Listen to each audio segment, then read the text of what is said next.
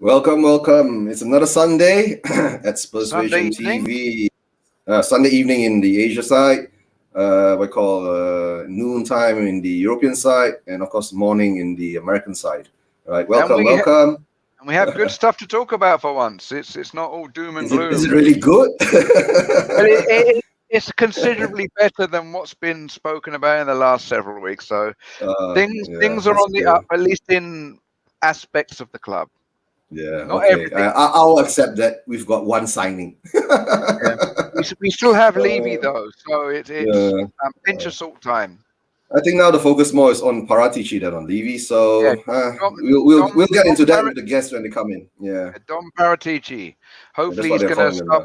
now. Yeah, pulling out white rabbits from magic hats. That's what we wanted to do. Okay, Jamie. Let me bring in the guests that are with us today, and I'll introduce them when they're in. Oh, bit of black screen there. Are you Oh, pressing the right button? pressing the wrong. No, not pressing the wrong buttons again. Okay. Hold on.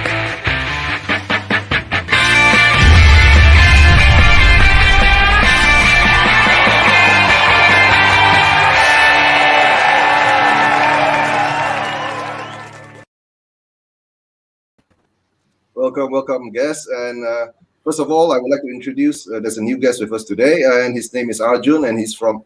Are you India Spurs, or Yeah, is India that Spurs. India Spurs, yeah. India Which Spurs? which which city? So I stay in the city called Kanpur, and it's 4 to 5 hours from Delhi. And Okay. yeah, so So you like Volkswagen? not really. Well, no, because if you live there, then maybe you drive around in a camper van. No, I Camp mean Rovan. No, it's camper van. no, it's actually Kanpur, and Okay, sorry. My jokes don't get much better than this, so just be prepared. And of course, we have Shane. Shane is a regular with us, and Brad. Brad hops on whenever I invite him, and thank you for his support. Right, and today, our new we call the new face to the Persuasion TV is Arjun. And Arjun, why don't yeah. you just give a short introduction, and let us know how you fell in love with our lovely club. So I think this would go back around 15 years. I was probably in class 7th, 8th, or 9th, I think. And I think it was around that time when, the likes of Modric was signed, and there was Berbatov, Bobby Keane, and everybody. And I think, there's always been this feeling since I was a kid that, go for the underdogs rather than, just go for the ready-made, standard that, oh, I'm going to win this, I'm going to win that. Yeah, I've probably enjoyed the struggle part a bit more. We're still struggling though, we haven't won a trophy for a long time. But yeah, I think That's it's the really worth fun. it. It's really worth it. So if yeah, I think that's how I sort of fell in love with Spurs, and with I think Redknapp coming in, and the football getting better, and then getting qualifying for the Champions League, the City game, and after that getting Van der Waart and that amazing Champions League run. The first Champions League run that was incredible, especially the Inter game, both home and away. Yeah. And I Was think it the taxi for Macon? taxi for Mycon, yeah. I think it Yeah. just sort of started getting better from there. I know, I've missed out on the bad times in the 90s or the early 2000s with Alan Sugar being the owner and everything. I think I sort of got in at a good stage when things were sort of Yeah. getting better. But yeah, I think it's been pretty great. I've had a great time supporting Spurs. There've been highs and more lows, but I think that's just part of being a Spurs fan. So it's been amazing. Yeah. Mhm. You've been well 15 years. That conditioned. means well conditioned. Yeah. That means in your time being a fan, you haven't seen Spurs win a cup. Yeah, I think it was after we won the League Cup that I really got into it. So I sort of had, That was the last cup we won. Yeah. hasn't seen any glory, but yeah, I think it's still good enough. Oh, 2008. I think League Cup. Yeah, that's one cup. You've seen one cup. Yeah. Yeah. 2008. Yeah, that's Now the you've last time seen we won the two. League Cup. Yeah. But no, this year everybody's hoping that we're going to win the European Conference League Cup. So let's see how we get on to that, right? I wouldn't be surprised facing Jose's Roma in the final, and he coming back to haunt us. It couldn't get more Spurs than that. So This cup's worth more than that cup. Rome winning 1-0 and sitting in defence. Well, that saves you buying a ticket sitting in the fence. No, but let's say, Arjun, because we do get a lot of the India Spurs fans who come in, right?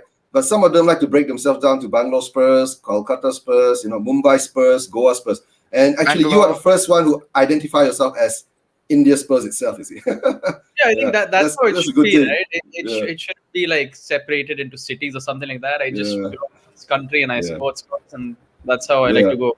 But I know, but hold on, I've got one more guest to bring on, and I'm sure Arjun would like to meet him.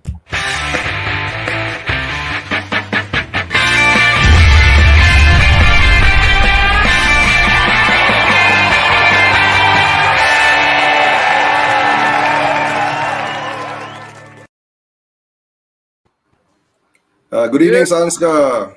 Ah, Hi, Sanskar. Sanskar, you've met Brett. frozen.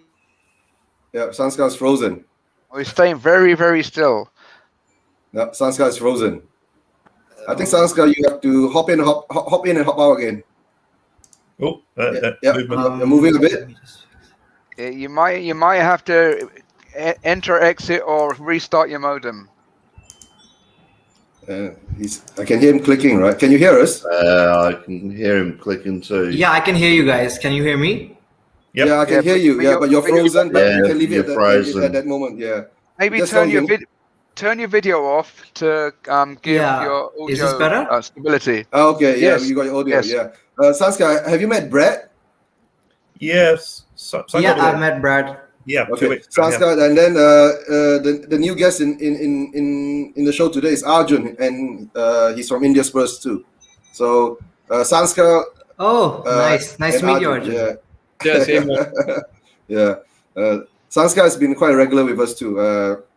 Been very supportive of the Spurs Vision TV, and of course, as we were saying just now, Arjun was just giving a short introduction, and telling us how he fell in love with the club. And any more stories? He's not a Spurs fan though. He's a Chelsea fan because his name's Arjun. Arjun Robin. Arjun Robin. Okay. And, Sorry, it's the digestives. I'm trying to get the sugar out my system. yeah. Okay. Say hi to Adam. Adam is just a new subscriber. Thanks, Adam, for subscribing to the Adam. channel. Yeah. Not in Tommy's stream earlier, and hopefully Tommy will be jumping on soon. Right.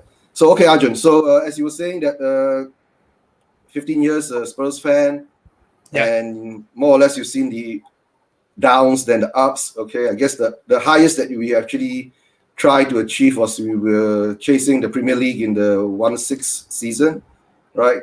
And becoming third in it. Yeah, that's when Poch was actually being at his top and at his peak at the time.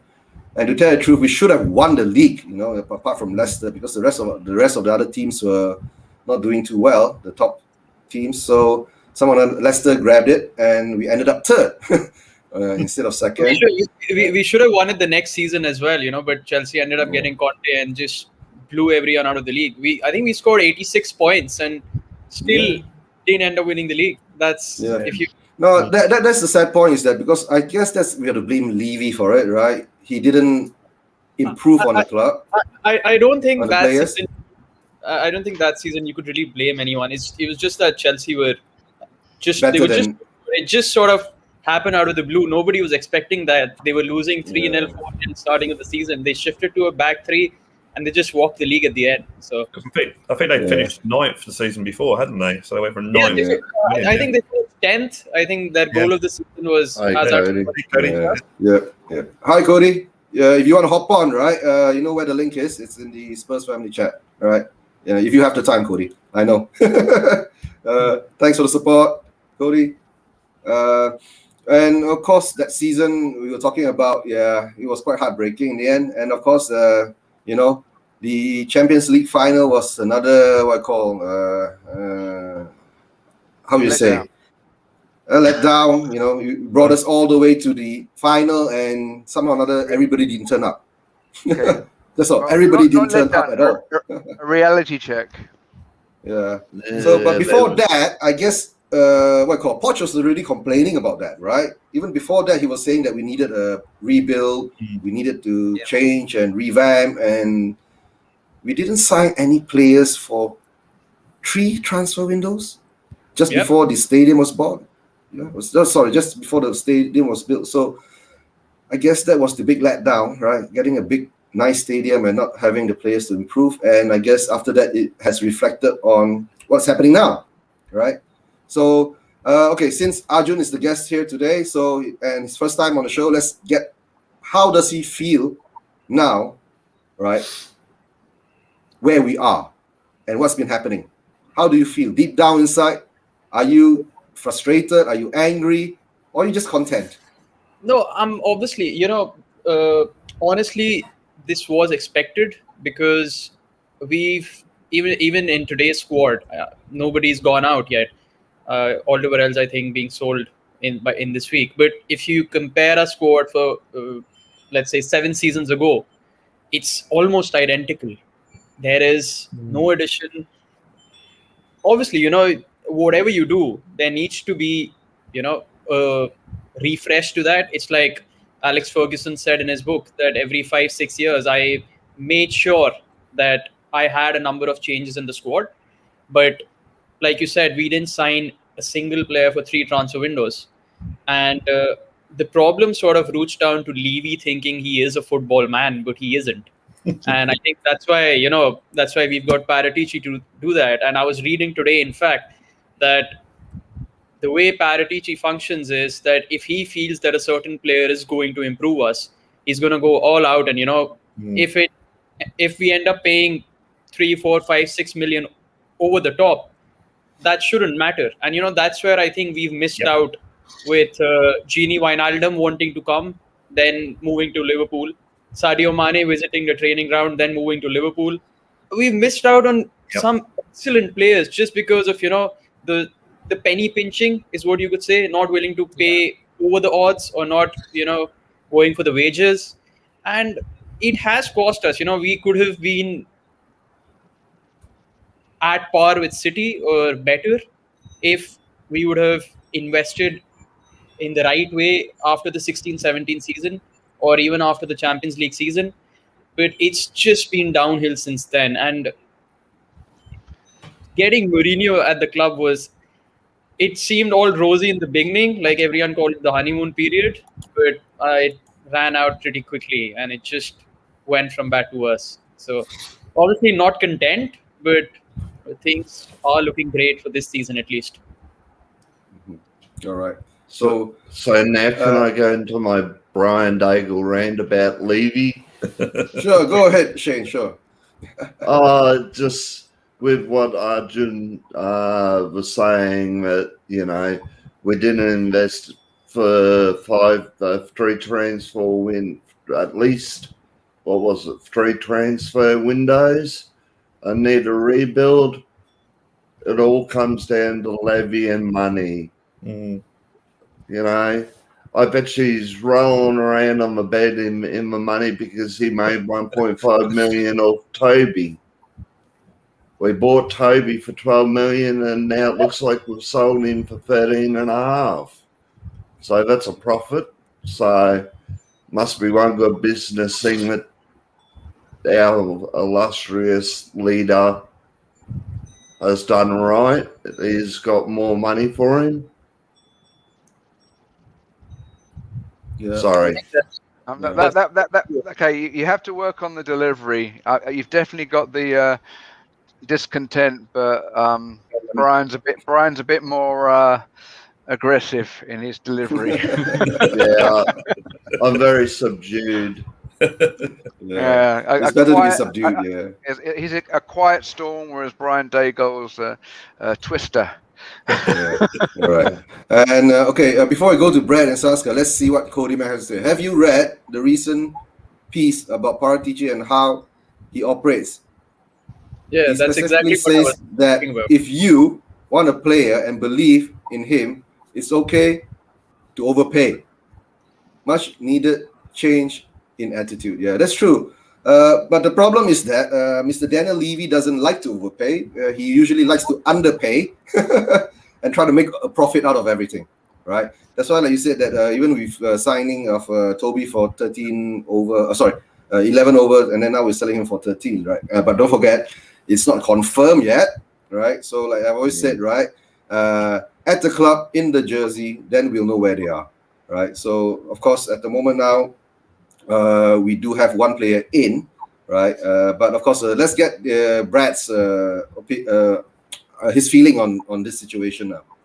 Right. Well, actually, Arjun just said what I was going to say as well. I actually got the article that he was referring to. I actually had it ready on the bit, and he says. This is Paratici's mentality in negotiations. I learned an important rule. If you like a player and you consider him important, you can pay a little more than the market price because you have to buy this guy. So that's, so that is exactly backing up what Arjun said and Cody Mack's comment.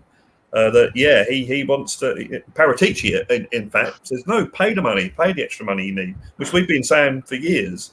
Now, my question at the moment is Daniel Levy still on the purse strings, or has he given Paratici carte blanche with a certain budget and said, look, here's the budget you've got, spend it on how you see fit? Because the players that we're linked with at the moment, I'm talking about Romaro, well, I've got Gollini, obviously, Romaro, Brian Gill, even Tomiyasu. Tomiyasu, the other one, I can't remember his name. Yeah, Jules Koundé. If we get these players, we're going to have a pretty decent side this season, But will we get them? This is the thing. We have to wait and see. I keep saying this all the time. We have to wait and see. Now, then also, it's the balance of what was observed on one media that all these guys are very young, whereas Mourinho wanted to buy in experience. Yeah. So they may be future megastars, but are they going to hit the ground running, or are we going to spend the first half of the season just repeating how the previous season ended? My personal thoughts on it, I'm not expecting much this season. I think that even if we get in these players, it's still going to take time for them to bed into the Premier League, to get used to Nuno's tactics, all this sort of thing. We've got Man City, Arsenal, Chelsea in our first 6 games. We might not even sign one of these guys. Sorry, I've just seen Shane's comment. We might not see a signing until the last day of the transfer window when the season's already started. So we're going to be losing ground from day one. But then I think as the season goes on, we'll get better and better and better. My hope is that at the end of this season, that we're looking forward to next season as being the season when we start to do stuff. The cups are still an option because the cup comes down to luck in a lot of ways. Who you get in the draw, if you get Man City drawing Liverpool, that's one of them out, that sort of thing. So, and it's also a one-off game as well. So the cup is still possible for any club, not only Tottenham. The Conference League, let's go and try and win it. Let's try and be the first British club or the first club in history to win that tournament. Now, I think we should still blood the youngsters in the early games because our under 23s would probably get through the group stage. We're talking about a team that's got teams from Gibraltar and this sort of thing. But once you get to like knockout stages, then go for it. Then go for let's try and win it. Man City would. If Man City were in that tournament, they would try and win it. How many times have they won the League Cup in England? So go for it. Blood the youngsters, and then when you get to knockout stage, go for it.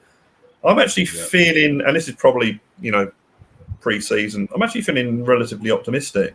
So I like what Paratici's doing.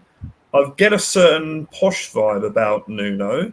He's concentrating on fitness and competitive training. I don't know if any one of you saw the training clips where they're training for football thing, but being competitive, strength and that sort of thing.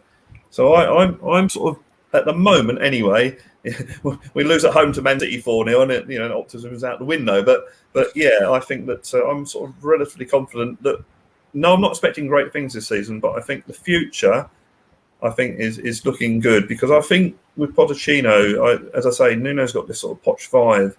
Our first season under Pochettino wasn't brilliant, but we finished up, I think, 5th in that season. So yeah, it's all to play for. Yeah. And we've got to qualify for Conference League. Yeah. There's two. Yeah, that's right. There's two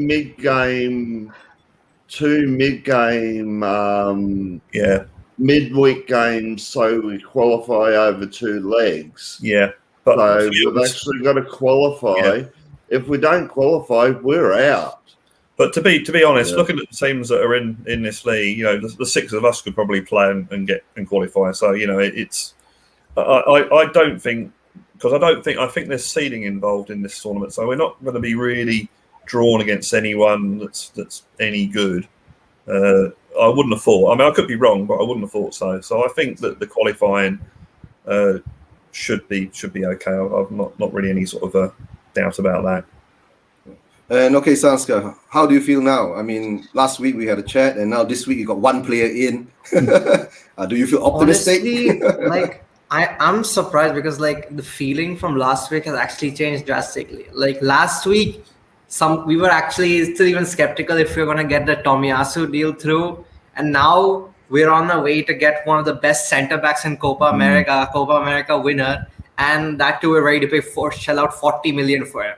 Because I was surprised. I was pretty confident that if we had any chance of coming in a deal, Levy would be like, okay, I'll give you 25 or even 30, but you have to sell off a player, maybe give them Davinson Sanchez, like you had agreed with Sevilla. But then when I saw the reports that it was 40 million direct plus add-ons, I was like, wow, okay, this is new. But and then now I'm seeing all the groups I'm in, I'm seeing people are going a little slightly more optimistic, because we have to remember the Romero deal isn't complete yet. Yeah, I mean, I'm optimistic that it gets complete, but we never know. And then some people are like, okay, next season we're gonna have Romero and maybe Koundé as well. I'm like, okay, it's all nice to be optimistic, but then we have to be cautious, otherwise we don't want to get let down again. So yeah, sure. Can I be the first person probably on any Spurs content to quote Oscar Wilde? But he once said that we're all living in the gutter, but some of us are staring up at the stars. And that's how I feel at the moment with the current situation at Tottenham. Just means you buy a low quality news agent. Looking at the stars. The mirror. But to tell the truth, we are not in the gutter, to tell the truth, right? If we were in the gutter, we'd be in the championship. But the thing is, how do you say? Exactly. Go ahead, Shankar. Yeah, so it's not, I'm not saying it's good. We're progressing, we're advancing talks, and maybe, who knows, by the time next week rolls around, or even I'm hearing reports that it might be completed, deal might potentially be completed today. But so far, Brian Gill's also progressing. So these deals, they look nice. Although again, I think Brad mentioned it that Brad or Shane mentioned it that these players aren't exactly guaranteed to make us hit the ground running, and they're more of a chance of being a future megastars. So exactly, that's the thing.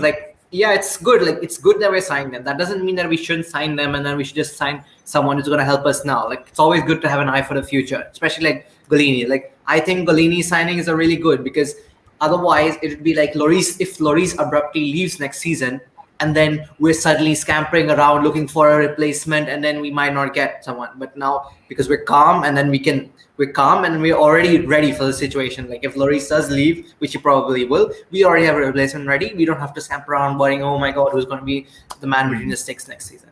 And especially for the Conference League, like Brad mentioned, yeah, we should play some youngsters, but then again, given our history, we should also be cautious in that tournament. It might be teams from Gibraltar or the worst teams, and we're on paper, we might be able to beat them 4-0, but it's football. Anything can happen, and we should be cautious, and we shouldn't be overconfident about that. No. And how do you feel, Arjun? I mean, look, I get the point, Sanskar saying that, we're signing these young players and there's no guarantee to that. But what we need to understand is Brian Hill is 20 years old. He hasn't. I mean, you can look at him as future potential, but talking about the likes of Kunde or Romero, I would not consider them to be, oh, they're young stars and they're going to go for the future. They're already stars. They're already starting for their clubs and their countries. They're playing fantastic football. Kunde plays for Sevilla, and they won the Europa, I think, last to last season. Uh, Romero was best defender in Syria, and he won the Copa America playing in a four-man defense, even though he plays a three-man defense at Atlanta. So I do think obviously they have a higher ceiling, but they would be way above our defense that we have right now. They'd be fantastic signings, and if we do continue to build on this, we have a defense sorted for 10 years. We do not need to sign anyone if these two hit the ground running, and that's a big if these two do come in. And in regards to the Conference League, look, obviously we didn't do great in the Europa last year. We got beaten by Antwerp and then got knocked out by Zagreb. But I think that also goes down to the style of football we were playing. With Nuno coming in saying, oh, we are going to shift to an attacking form. I think that's where we play our best football. If we're going to continue with that, I do not think it should be a big ask in Conference League. I think the only problem we might face is after the quarterfinals or, the semis. Beyond that, we should, as Tottenham Hotspur, we should be at the very minimum reaching the final of the Conference League. Otherwise, that's a massive failure. The good thing also is that when we get to the knockout stages of that tournament, that'll be next year. So you've had 4 or 5 months where the team have played and got to know each other and that sort of thing. So you should be getting better then. So so I'm sort of share your optimism on that Conference League, definitely. Yeah, that's true. I think Romero is a good signing. I think if we can get that Romero deal over the line, would be go a long way to appeasing certain fans. At least we got at least one centre back that can command the area and be a positive outlet for our younger players like Roden and Jaffet. I think him in the centre with Roden and Jaffet beside him in a back three doesn't sound all that too bad. No. And Tomiyasu can also play both right back and centre back. So there's left back. He's very versatile. Yeah, he's very versatile. Yeah, and the funny thing is everyone's forgotten about Rodon with the likes of Romero and everybody being linked. Rodon had a fantastic Euros. He was brilliant for Wales. Yeah, he was. I actually liked Rodon last season for Tottenham when he played. I actually think there's potential there. And I think the Rodon decisions were horrible last season. I still don't understand the fact that we omitted him from the Europa League. I honestly do not think he would have been knocked out if he was playing that game. We were horrible. I think the game that we lost to Zagreb, right? It was the sign that the players were throwing Jose under the bus. You see, because if you looked at it, right, if we wanted to be in the Champions League, our objective was top 4 and win the Europa Cup.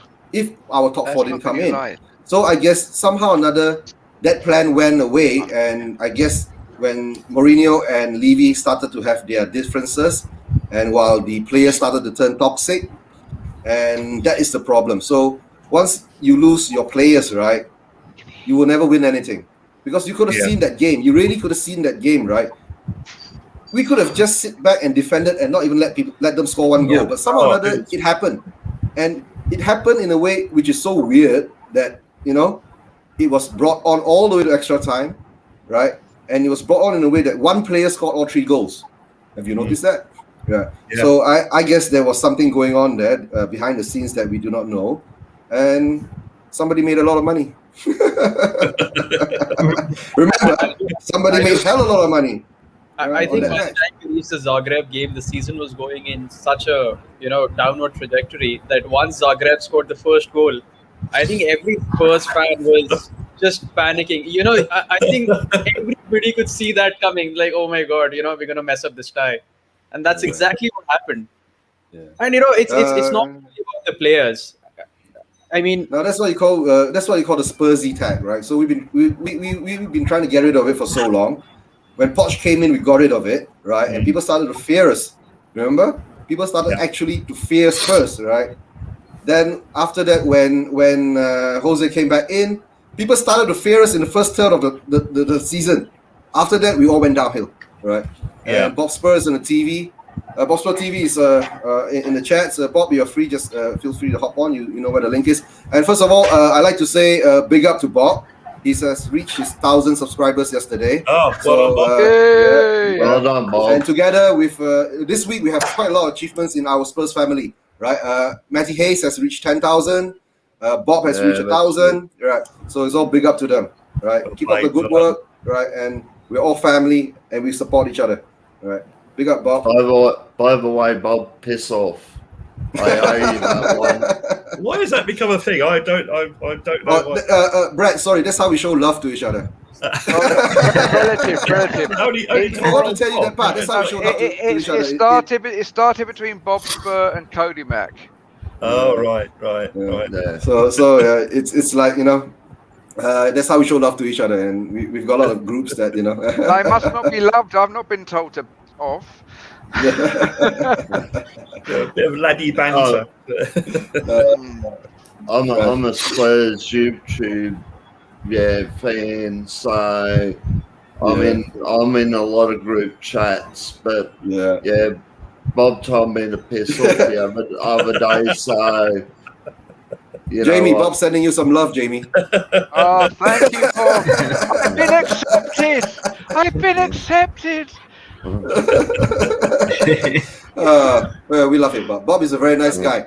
My green screen behind is done by him, right? And he helps out a lot of us YouTubers in doing the thumbnails. Doing a lot of good work and helping us out with all the technical stuff and all that.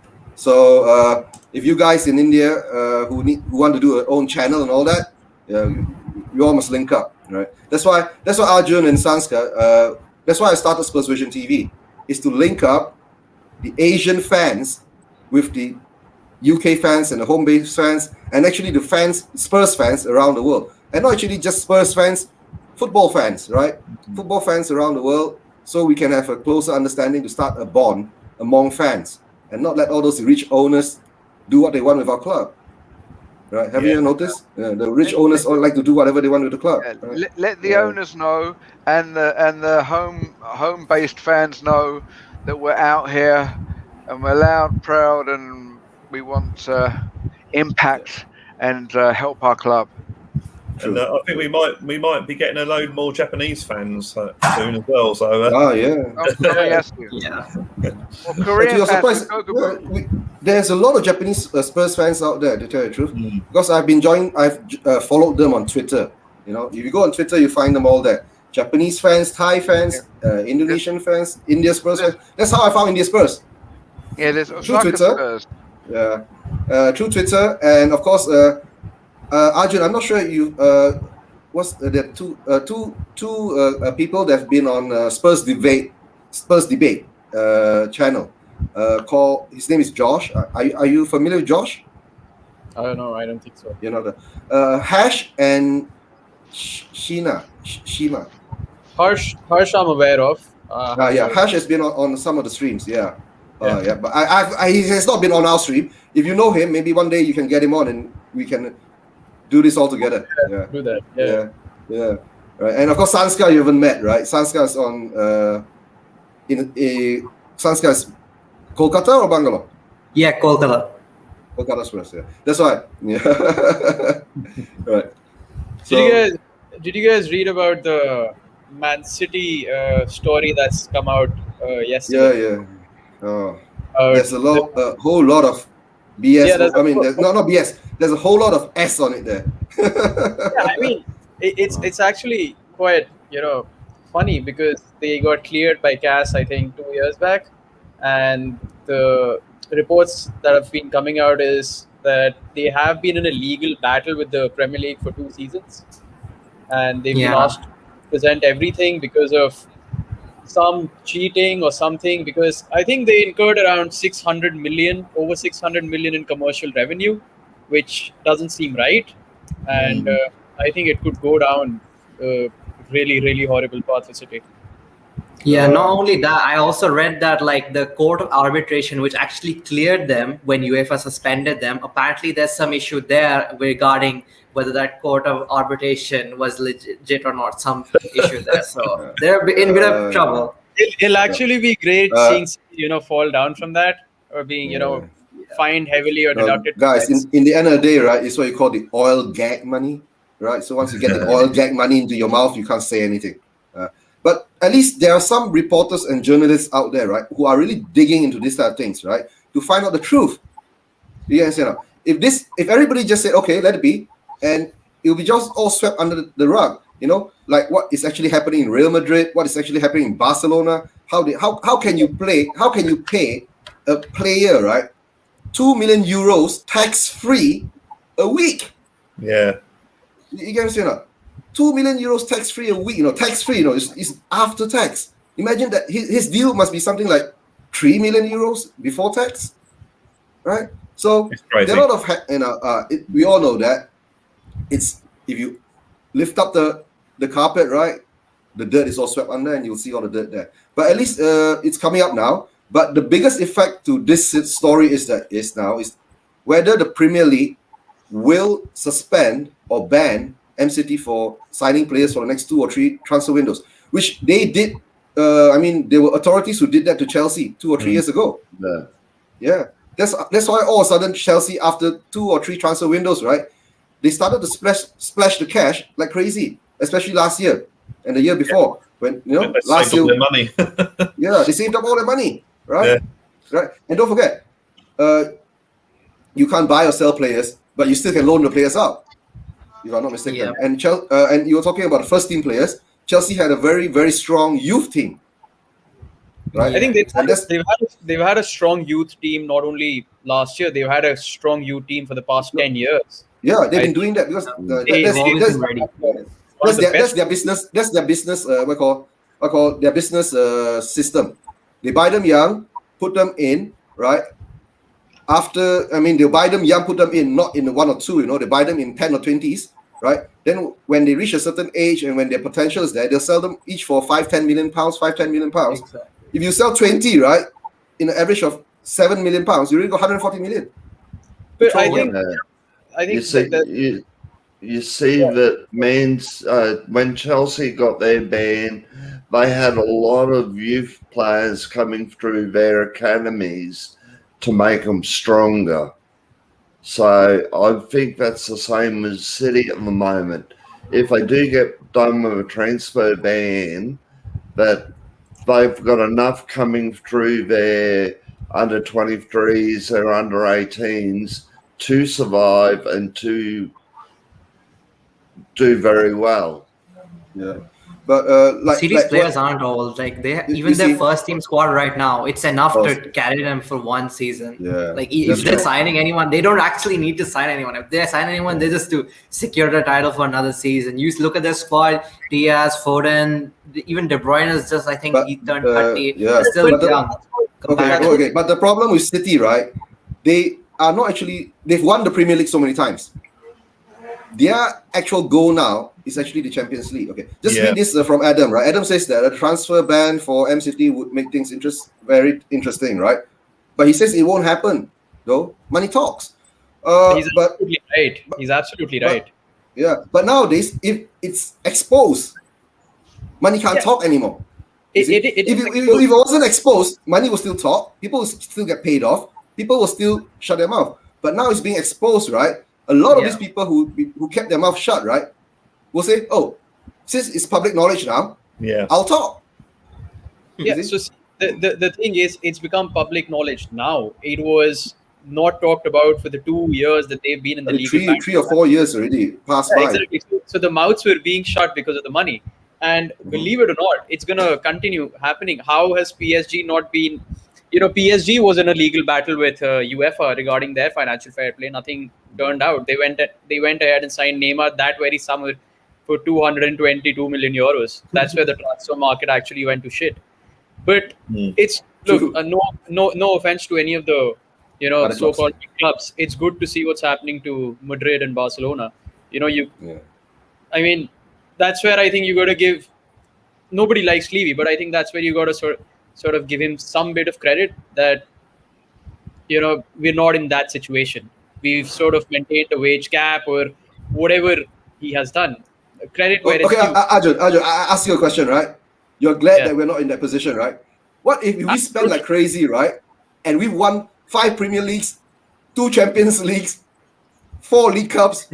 Would you be unhappy? I wouldn't be unhappy then. Look, I was having a conversation with one of my mates the other day, and he's a Chelsea fan. And I said, I'd love to have Roman Abramovich as my owner. He absolutely doesn't give a shit. Sacks managers midways, goes and wins the Champions League, signs whoever he wants, doesn't give 2 ounces of shit about his academy.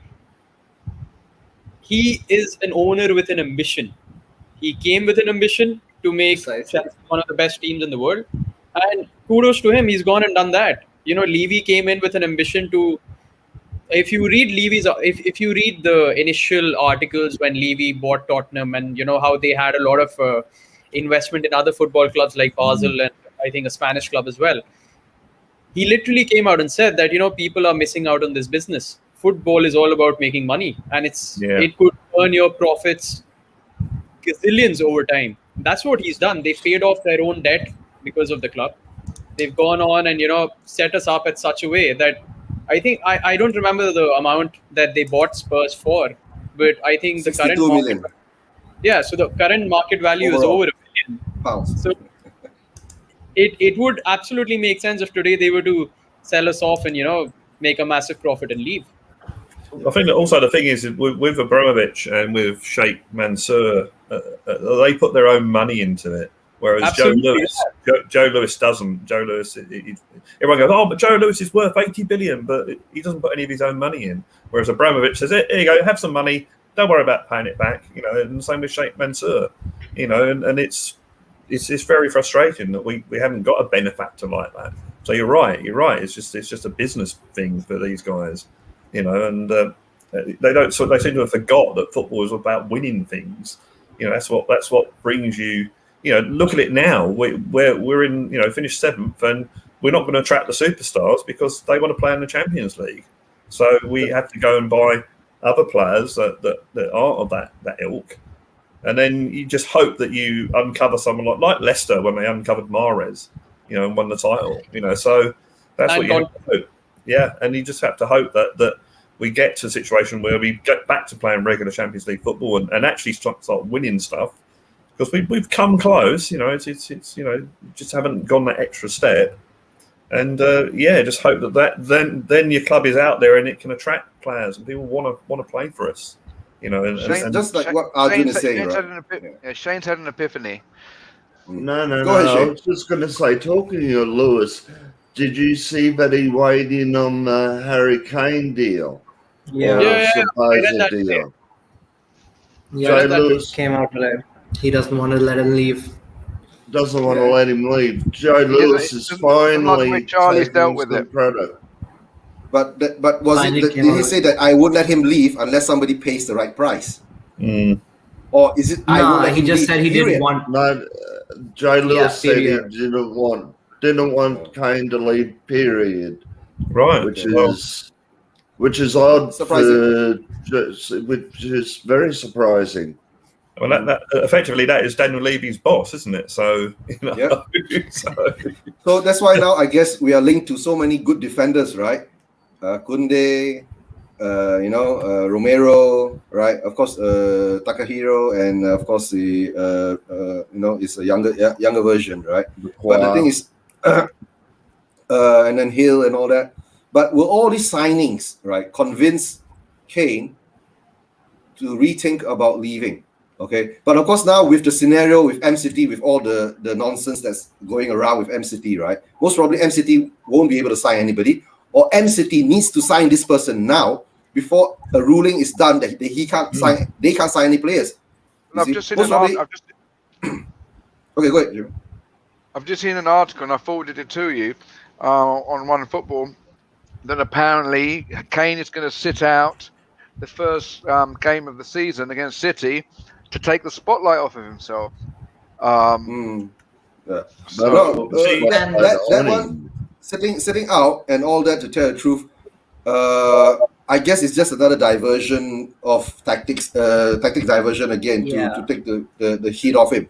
All right. If I But the remember problem rightly, is that we know deep down, we know from our own we've got our own sources and all that, right? A lot of this is actually not being pushed by Kane himself, right? He has got his PR He hasn't even team, handed in a transfer request. he's got people handling his businesses for him, and these are the people who want it. You see, his Gooner, and for all his Gooner brother Charlie. His brother yes, Charlie. his brother Charlie is pushing for it. Yeah, because But in the end of the day, like always been said, if Joe Louis comes out and say that I'm not letting Kane go, right, then it's going to be very hard for Kane to go. All right, whether Kane plays for us in the first match against M City, it's hard to say. He's not even back in training yet, so we have not even seen him at Hospital Way. yeah, he's on holiday. Yeah, he's on holiday. So they are He's using on holiday, the and everyone's just saying like Kane's saying this, Kane's saying that. Yeah, But yeah. all He could he's be doing right now is now. just sitting on a beach somewhere. it Yeah, could but be it's all right now. I just think it's all media talk. I think Kane is professional enough to report back on 2nd of August. Yeah. Exactly. I think because- you're right. You're right, Arjun. You know, being an England captain, he can't just go around sitting and doing absolutely Yeah. nothing. That's So what they said on. Yeah. That's what they said on the Kane UK knows page. his example, right, to the rest of not only the Spurs players, right? He's an example All to English players. the rest of the English players, and he's an example. He has to show an example to the rest of the youngsters who are coming up in football. Mm. You guys say no? You can't show the youngsters that, oh, I'm a megastar now. Then if I don't want to play for a club, I'm going to throw a tantrum. I'm going to sulk. I'm Precisely. going to blah, blah, blah, blah, and do all the negative things. Then a lot of the youngsters coming up playing, right? If you see something like that, in the end of the day, don't you think I will do that too? You don't set the example. Exactly. Yeah, absolutely. But again, you know, I was having a very interesting conversation with my brother the other day, and we were speaking about, obviously Kane, Harry is a legend for us, but would you class him above Son Heung-min, who at this current point of state that we are in has gone ahead and signed a new 5-year deal, and you know, with an extension to sort of 2026, and with Kane wanting to leave because we're in the ditches. So would you class Son above Harry with his loyalty and dedication to being at Spurs, even though he's absolutely won nothing and could play for anybody he wants? Yeah, I think. I mean, everyone's sort of different, aren't they? I mean, Kane at the end of the day is a Spurs supporter, so he's playing for his club. So you have to sort of think that I don't personally think he will do anything against the club. I think he will be, as you say, professional, come back to training. I don't think he'll ask for a transfer request or anything like that, or publicly come out with it. Son. Yeah, there was a conversation that Son would be sold because he's such a big person in South Korea that their great South Korean export is not winning anything. Go and join a club that's going to win stuff. That was like the conversation that was happening, and obviously that never happened. And yeah, full marks to Son. He came back, said, "Oh, I love it here. I'm at home here," And for all we know, Kane might be of the same thing. He might come back and say, "Well, if the club don't want to sell me, fine. I'm happy to stay at Spurs." Hopefully, the new manager, hopefully some new players. Which we want to see him holding the shirt. Let's remember that. But yeah, hopefully some new players, and we're sort of getting optimistic and think, "Oh, we could have a good team." Yeah. Maybe he will see a future, and maybe he'll think, "Well, actually, no, I want to stay." Because I often thought, someone said to me, if you had 30 seconds to talk to Harry Kane to convince him to stay at Spurs, what would you say? And I said the thing I would say to him would be, would winning a trophy at Tottenham, winning one Premiership with Tottenham, would that be better than winning 4 Premierships with Man City? That's absolutely right. And that's the sort of hopefully that sort of mentality he has. But if he does, if there's no fuss and then Levy accepts the bid and he goes, fine, not a problem. Well, it's a problem. Obviously, we don't want him to go, but yeah, then he'll go and you think, okay, fair enough. He wants to sort of do stuff elsewhere. I still think he'll still love the club, but yeah, I'm a bit worried that we might see the last minute transfer because Levy's had a bit of history with this. Remember Berbatov went in the last minute. Berbatov. Similar to Yeah, how so- Bale went to Madrid. Yeah, Yeah, exactly. He could. My fear is, you know what? Last minute he'll move to Chelsea. Oh, don't do that. I don't see that happening. No. Okay. I think Think about it. Let's say if Chelsea can't get Haaland, can't get the players, the striker that he wants, right? And if Roman says that, okay, if I'm willing to pay nearly 130 to 150 million for Haaland and he's still not coming, right? Why don't I just top up another 10 and throw it at Levy and Kane is coming? Yeah, That's but the thing is, it's still the Yeah, plan. exactly. It's still the plan. Chelsea and Tottenham do not do business together. It's not been this season. No. It's been there for quite a lot of So seasons. that's a non-starter. And also, Shane, you've been, and like coming Shane from has a been a City bit point quiet. of view, Shane. Why don't you put your 2 pence on this? I think, as Brad said, I think he might be sold in the last week of the transfer window. I reckon he'll play for us against Man City, and after that he'll be gone. Which Unless I think the deal, right? If he plays against M City, right, Kane has to score a hat trick before he goes. That could be put into the contract. Kane has to win. Spurs has to win, and Kane has to score a hat trick before he goes. But okay, with all this M City nonsense happening now, if things really get bad, right, I don't think M City will be able to sign anyone. But there will be a time lag in between that ruling happening.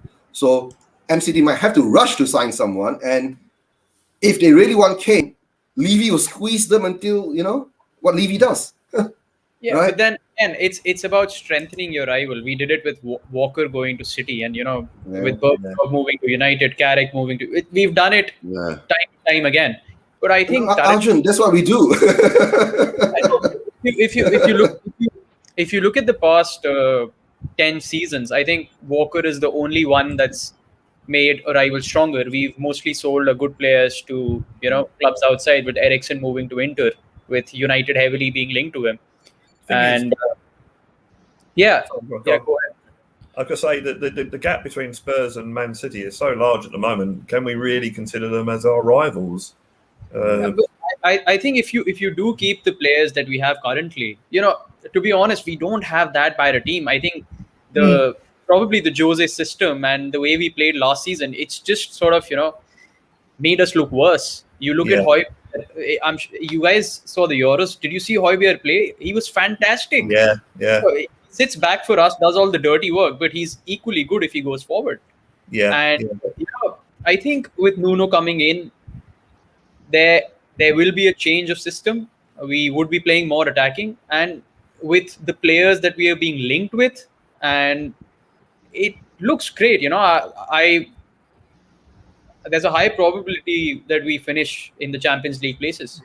Well, I think last season it was only our defence basically kept us out of the top four last season because we were 7 points behind, and 4 of those points drops against Newcastle, against West Ham, and the other numerous times we had leads that we let slip. Bad defenses, but also one thing we didn't do was we didn't retain the ball very well. We kept losing the thing. Once you lose the ball, if you're defending a 1-0 lead and you lose the ball, then you're putting yourself under pressure all the time. We didn't do that. That's why we got Harry. That's why we got Harry Winks. He holds the ball. Normally gives it to the opposition. I'm sure that's sarcasm coming from you. A lot of sarcasm. But guys, I'm sure you have watched. Have you watched the preseason? Right, most of us have watched the preseason. Yeah. Right. Manchester Winks is still there playing. Okay. Dyer is Dyer. still there playing. Right, and Dyer's the captain. Right. So doesn't it gives you a bit of indication what's going to happen? No, but I think I was reading that Villa and Everton are interested in Winks, and we've told Winks that you could be loaned out with an obligation to buy. But again, if you look at it from a different perspective, I wouldn't mind keeping the likes of Dyer and Winks, because we have to play the Conference League, and just play them there. Don't play them in the big games, because you need certain experience in the Conference League. Like Sanskar said, not just play the youth team there. So you could just give the likes of Dyer and Winks minutes in the Conference League rather than play them in the Premier League, where they'd actually end up costing us points. Yeah, but And would you rather play, a young up and coming centre back in that rather than Eric Dyer? Or when I didn't see the Orient game because I saw the second half of the Orient game because I couldn't get the feed, but I watched the Colchester game, and like everybody was really impressed with Oliver Skipp. He just looked like he'd been playing for years at the top level, and he probably did more in half of football than Winks the whole of last season. And to quote David Harris, that. It's Colchester. It's Colchester. Please. Yeah, no. Caveat: we played a League Two team. Yeah, it's Colchester. Skipp. Oh, he player of the season, wasn't he, at Norwich? So I think he made the team of the season as well, if I'm not mistaken. So I think he's a decent player, and you have him and with Holberg playing as those two. That pivot. Then you allow players like Nondombele and Lo Celso and Dele Alli to actually play further forward, where I think they're a lot more effective. And then you add a couple of decent defenders, a couple of decent fullbacks, which we seem to be in line with, and you bring players like Sessegnon back, and play him. Yeah, we don't need Dyer and Winks and Sissoko and bless him Lamela, And I think also. I've got to the stage now. It's like, no, we haven't won with these players. Just get them out. Just change the whole thing around. Like Pochettino did in his first season. He found out who he didn't want and he got rid of them. And let's do that. We haven't won with these players, so why are we keeping them? It doesn't make sense to me. Yeah. Jamie, you've been a bit quiet. Yeah, no. I've just been listening. My wife's been telling me I'm not listening. Okay. But no. Not listening to her, not listening to us. No, a bit of both. No, I'm not sure. I mean, the way things have gone with the manager search taking so long, and then the player search seemingly going the same way, and then suddenly there's this flurry of action, but still with no cast iron route being taken. We're getting closer to being able to be decisive about where we think we're going to go this season. But, I'm not sure if it's death by 1,000 cuts or just no, I was going to say something about slowly catching monkey, but that has no relevance to anything. But hear no evil, see no evil. Yeah, no. In the sense of, are we just being fed? It's just another guise of being fed paper talk. Carrot and donkey, and we're just being slowly led until the heat's off Levy, and we end up with same old. Well, I hope the heat doesn't come off Levy.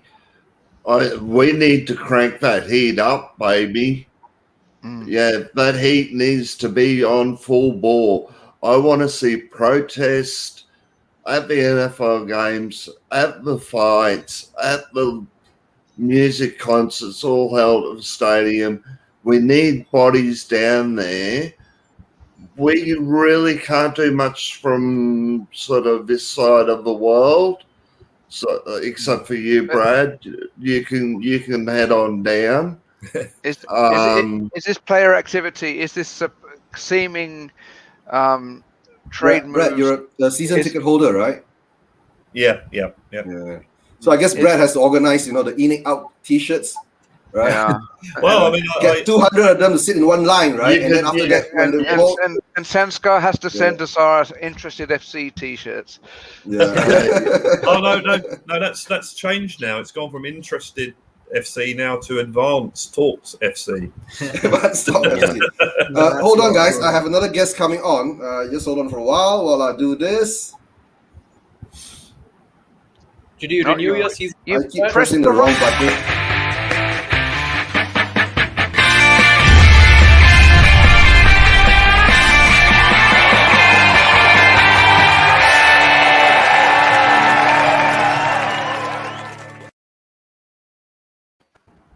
Hi, Soham. Oh, Nice to meet you. it's so- our, okay. it's our version of Brian Daigle. Yeah, the Asian version of Brian Daigle. Yeah, we should give him that title. Okay, so above you is above you, whatever. Right. The panel That's above you Arjun, is Arjun. Yeah. Yeah. Okay. He's a new guest on the show, and Soham is one of our regulars too. He's from India Spurs, but you're from Bangalore Spurs, or do you say Calcutta Spurs? Yeah. Sometimes get confusing. It's fine. It's fine. Either or. Yeah. Have you been here?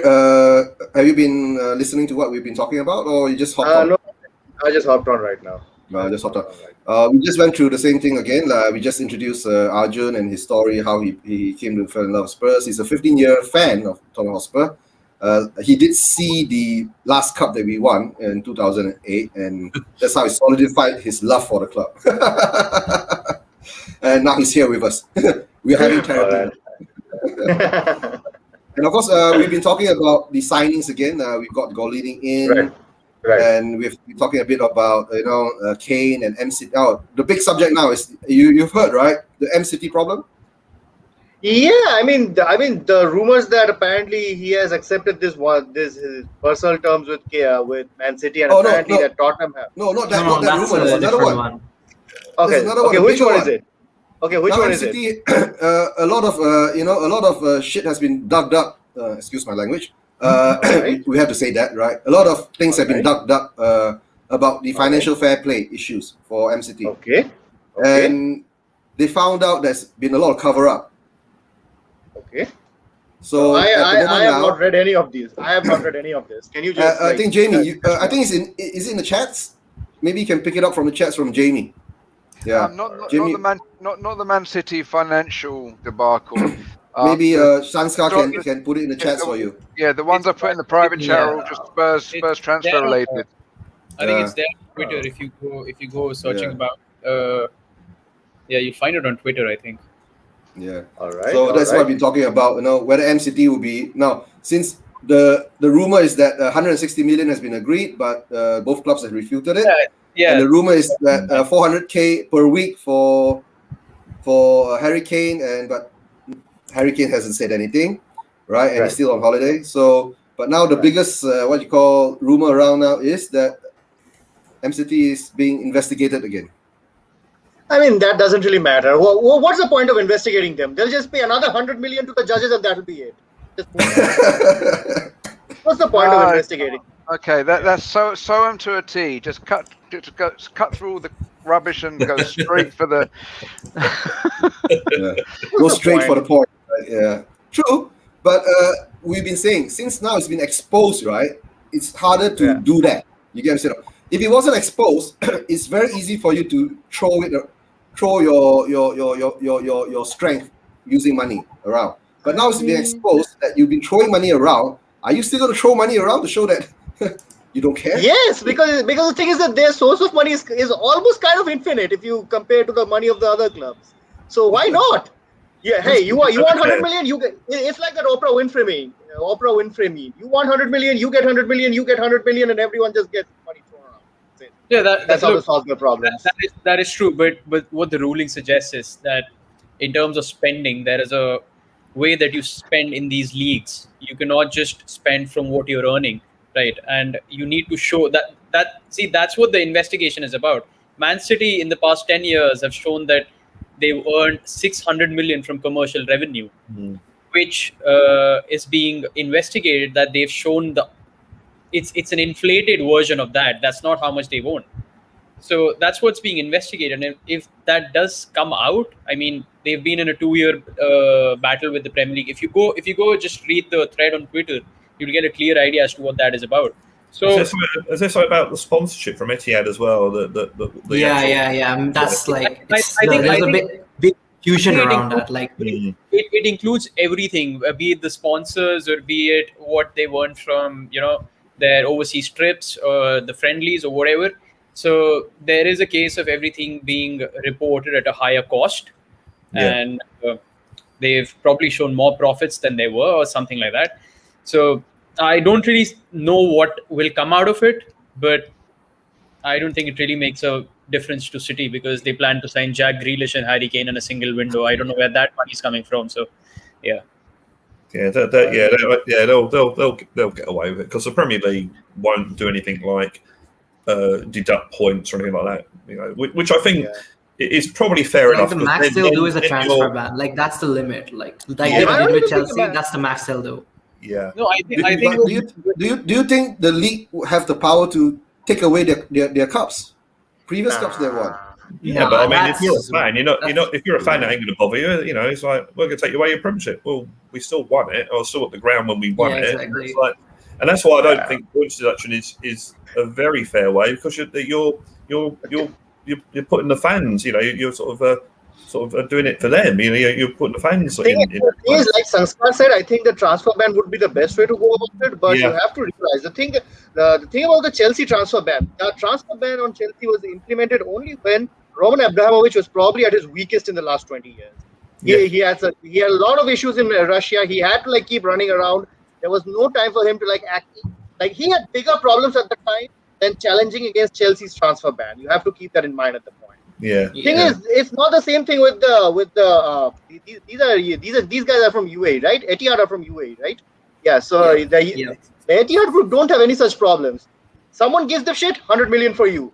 Oh, now you want to investigate us? 100 million for you. That's it. That's how to solve the problem. But I think wouldn't that be corruption? Talking about Roman Abramovich, he was at his low at that point.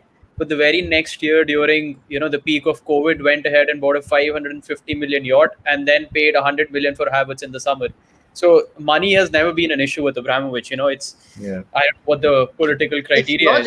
Exactly. It wasn't that he was going through a financial crisis. It was just that there were more political like chicanery surrounding him in Russia. So that was a really complicated. I feel in terms of we're talking about points ban or championships being taken away. Just look at what happened after the Super League was announced and all of our clubs was there. What really happened? Nothing. We're all just paying a fine, and we've just signed a document that we will do this again. Absolutely nothing was done. Exactly. But you see, like the ESL, right?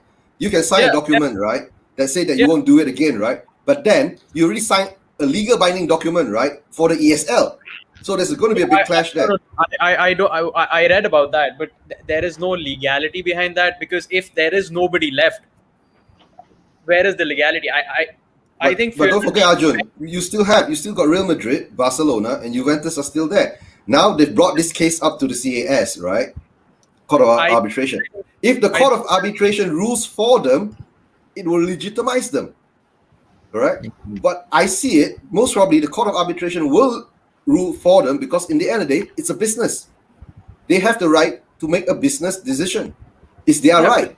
But then I'm sure the remaining clubs that have pulled out of it, it's not like they just took a rash decision of getting into it and then getting out of it because they've got a team of lawyers, right? The clubs the clubs have said that they've pulled out of it, but legally, if you have signed on that piece of paper as a contract, right, you are still bound by that contract. That is the problem. Remember, in that paper, right, it says that if you leave this contract, right, you have to pay a certain amount, something like 200 or 300 million euros. 325 million euros. Yeah, to leave that contract. So at the moment now, a lot of them are just stepping aside, keeping quiet, and see what happens. Right? The European Super League or the Super League, right, has not died.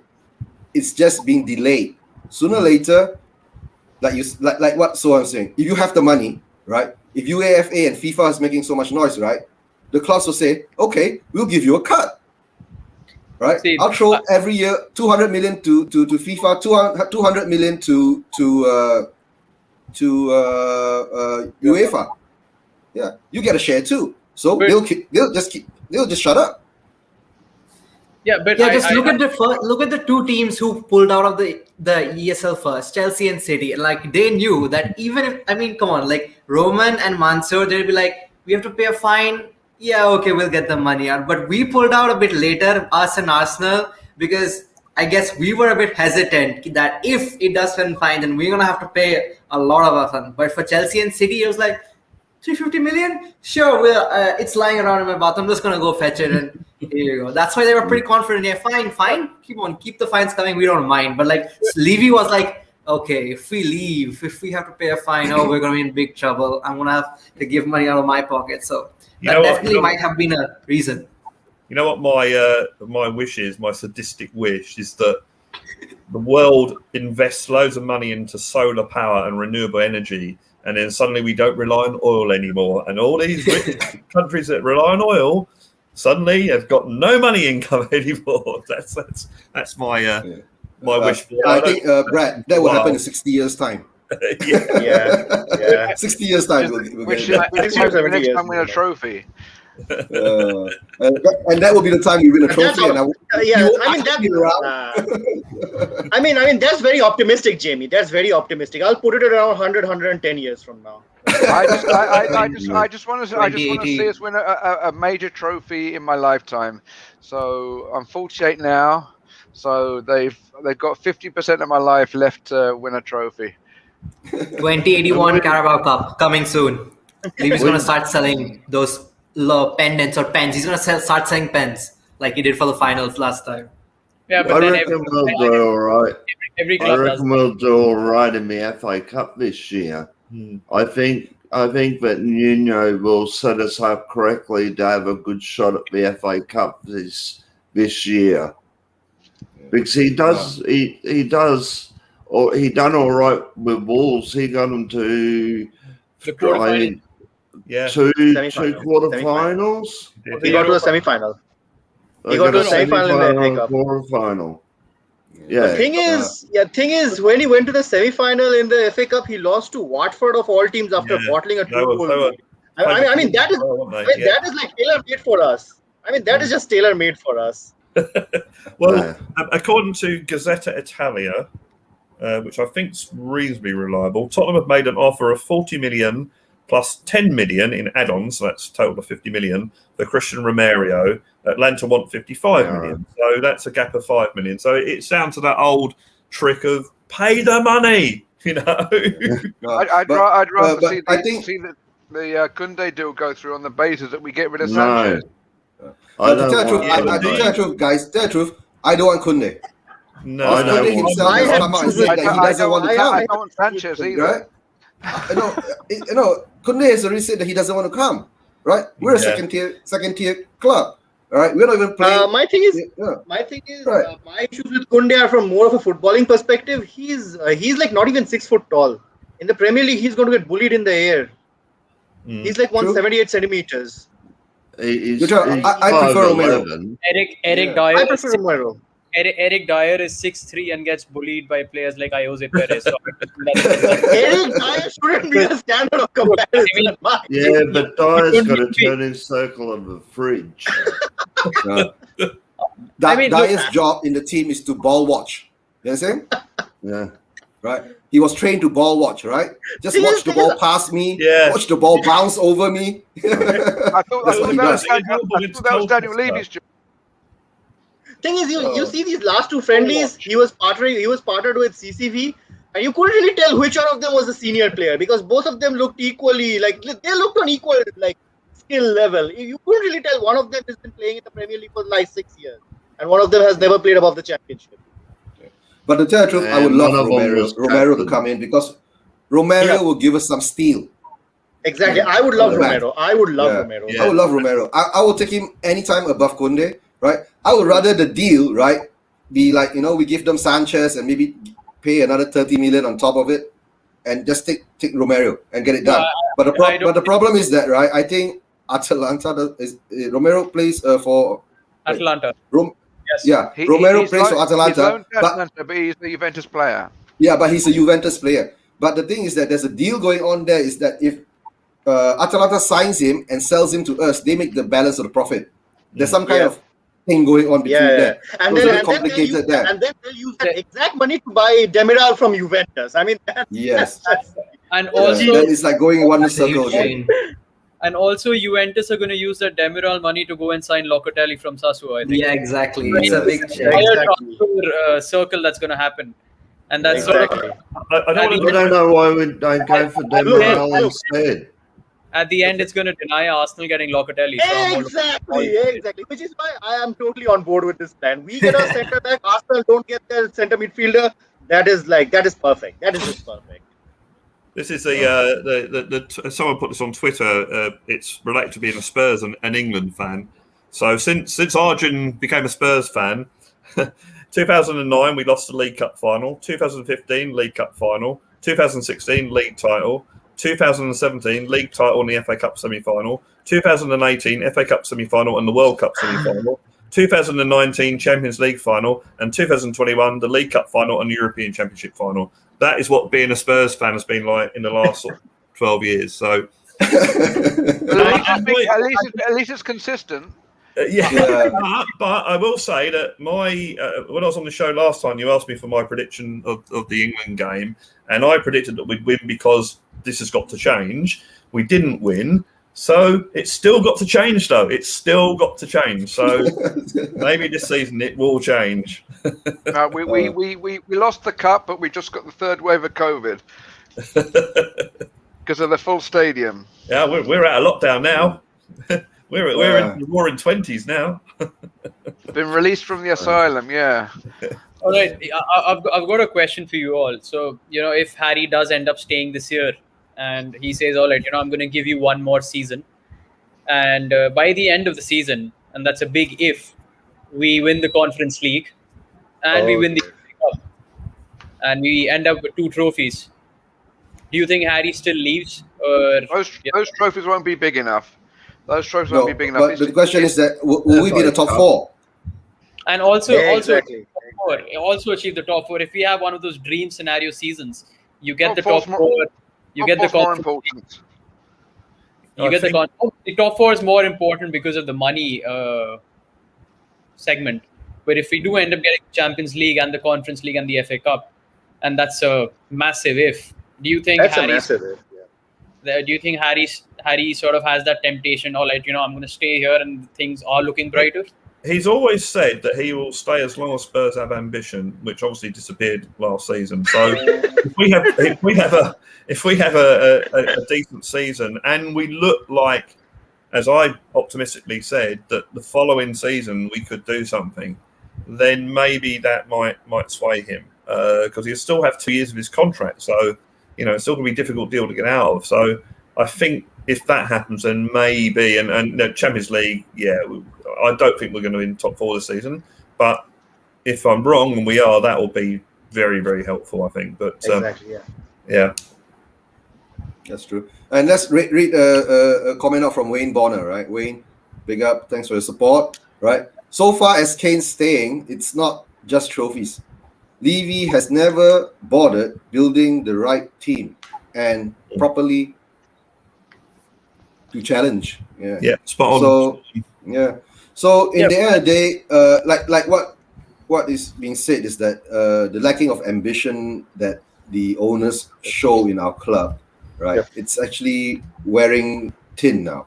The fans can't take it anymore. Our best players can't take it anymore. Okay, come back to one thing. Sonny extending his contract for another 4 years, right? What do you see in it?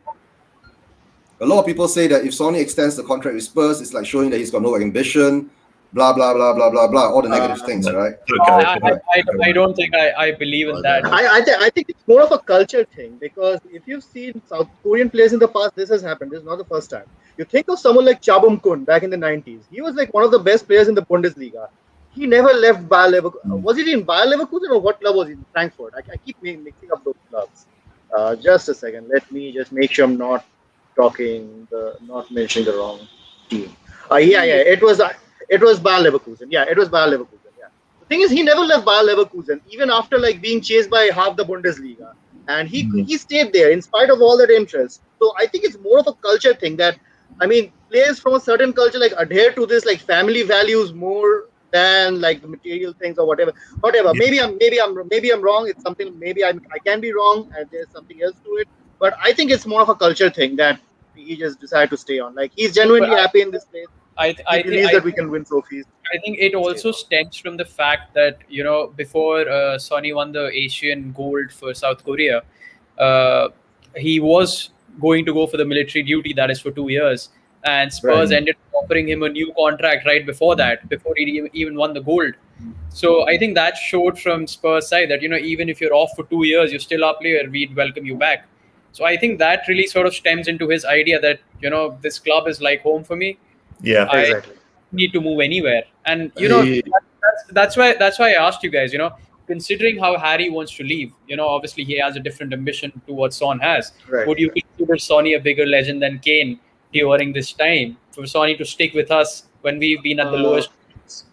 Thing is, if Sonny, Son sticks with us and we win a trophy, then yes, Son becomes a better player. No, Sonny that- only had to do At the end of the day, it relates to the winning of the trophies, unfortunately, and that is the last hurdle we have been falling at. Look, Ronaldo Nazario from Brazil never won the Champions League.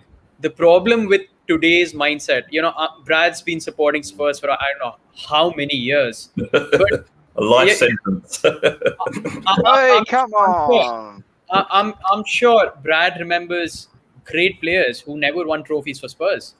But Yeah, I we've do. had them. I Yeah. think the modern football structure has become so obsessed on players winning trophies that nobody. I do not understand how Harry Kane. There is still a debate about Kane being world class because he hasn't won trophies. I mean, come on, Victor Moses has won trophies. That doesn't mean I'm sure 10 years down the line, no one's going to remember his name. No offense to Victor Moses, but I think. Sorry. go on. yeah, I trophy think defining the career shouldn't be the way to go. I agree. It shouldn't define their careers, but I certainly think that winning trophy means a lot to us as fans. So I'm sure it does to the players. Certainly, if you're a player that's grown up supporting Tottenham like Harry Kane, it comes down to Son. Yeah, maybe Son just loves the club. I mean, I work for a company that I really like working for. If I get an offer from another bigger company, I'm going to certainly think, well, actually, why should I move? Because, I'm enjoying life as I am. You've got to put enjoyment into it's a balancing act of enjoyment, ambition, that sort of thing. I don't think wages come into it. Well, it shouldn't do because, let's face it, if you're on 40 grand a week, even that's more than I'm earning. So and you should certainly secure your future on that sort of money. So these people saying, "Oh, he wants a bigger contract to secure his future." Well, no, you should. If you haven't secured your future with the money you're earning now, then you've got a problem. You've been financially responsible. Guys, maybe there's a secret thing going on, right? Go ahead, Shane. You go first.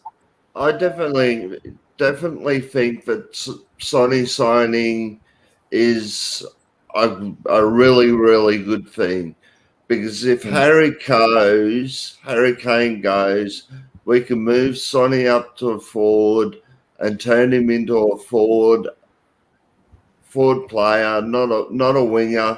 And I reckon he'll bang him a goals for fun, just like Harry does. That's what actually I wanted to say. Yeah. Sorry. That's what I actually wanted to say. Most probably, Sonny was told this, right? We're gonna sell Kane, right? You sign 4 years, right? Then you'll be the main man. Yeah. No, Yeah, I think Son's contract was agreed a long time back. It's just been sort of released now that Son signed a new contract. But we've been hearing since January or December, and with Fabrizio Romano and Ali Gold also coming out and saying that Sonny's I thought it was contract- last year August. That's when it first started coming out. Or maybe Sonny said to Harry Kane, maybe he said, "Oh, please don't leave, Harry. If you leave, I'm going to leave too." And Harry's gone to him, "Don't worry, Sonny, I'm staying." So maybe that. That could be I too. hope Yeah. you're right. I hope you're right. Wishful thinking. Well, you've just made Son sound like a bit of a wimp.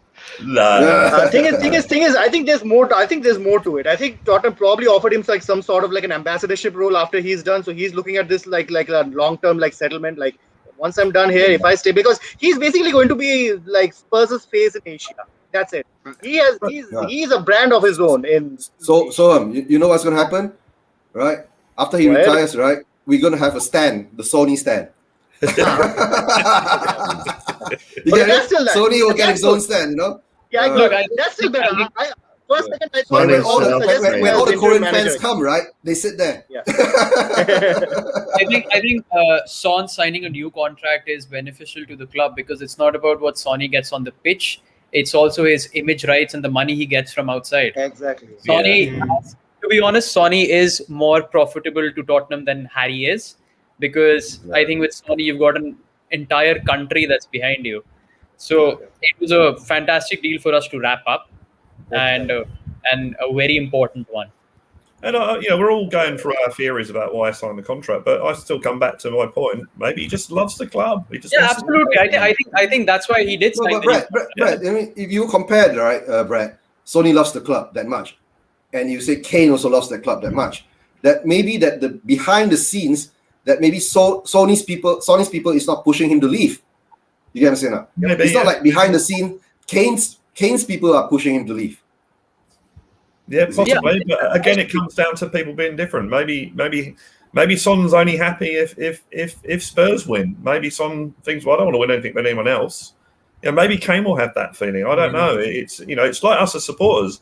We're not going to go and change teams just because they win. I'm not going to become a Man City fan because they're winning something on. You have the family dynamic for Son with his parents being heavily influencing him, but also he's a perfect poster boy for Spurs.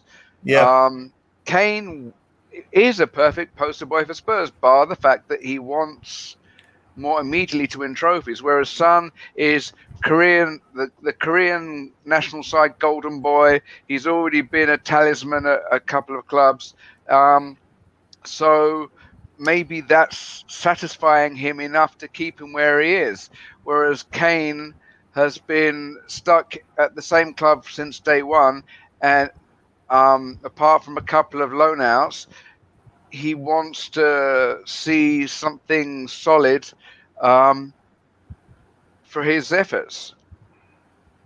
But again, it comes down to what do you value more, winning something at one thing at Tottenham or 4 or 5 at another club? Maybe they do have slightly different personalities. Okay, just a comment from Wayne Bonner. Right?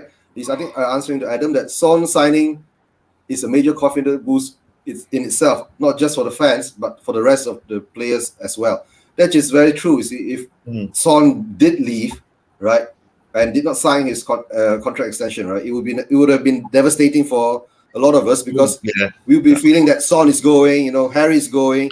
Then I guess the whole morale of the whole team, right, the whole morale of the current squad that we have is already not there. And if this happens, I guess more or less we'll be looking at a relegation fight next season. But what has been done is that Son has extended his contract. Kane now says the rumors that he's going to leave and all that. But now MCT has got problems, okay? But all of a sudden we have been linked to all these expensive players, right? A lot of the fans out there is asking, where is the money coming from? Exactly, that's what worries me. This is claim money. Back in my mind as well. It's like, hang on a minute, but. Yeah. I think unless you said you already gotten rid of like 8 of the dead wood and you already have £100 million in the bank, all right, secured funds, then you can start doing these moves. But they're like, but even though all right, come down to it, the only player that is actually in the jersey at the club is Pierluigi Gollini, and he came on a loan. Okay. Most probably we are paying his wages, I don't know, 40,000 pounds a week or something like that, or maybe 20,000 pounds a week we share with and don't forget, he has a clause. If he plays more than 20 games or when he plays up to 20 games, right, we have to buy him. Yeah, so we play Man United. Exactly. That's why I'm counting, right? If we are in the League Cup, FA Cup, European Conference League Cup, right? So let's say each of these cups, right, he plays an average of 6 games, it brings him up to 18. Yeah, still not 20 yet, 18. I don't think Gollini is going to play more than 19 games this season. He's going to play the 19th game. We're going to bench him and then, try and get a lower price for his transfer. Exactly. But anyway. I still like the idea that he could be a long-term long-term replacement for Lloris, or at very least he gives us breathing room to find the eventual replacement for Lloris, rather than get into the. I think it was said in another chat previously that he ends up running down his contract, and then everyone is going to fleece us because they know we need a goalkeeper. Right. Yeah. Yeah, that's true. That's true. That's- But okay, that's if you go on that scenario, right? Why are we going for a striker? We need No, I a think backup we have striker to- for Kane. we have been linked with a lot of strikers. You know, we've been We've linked got with that- Dane Scarlett. No, I think we've been No pressure.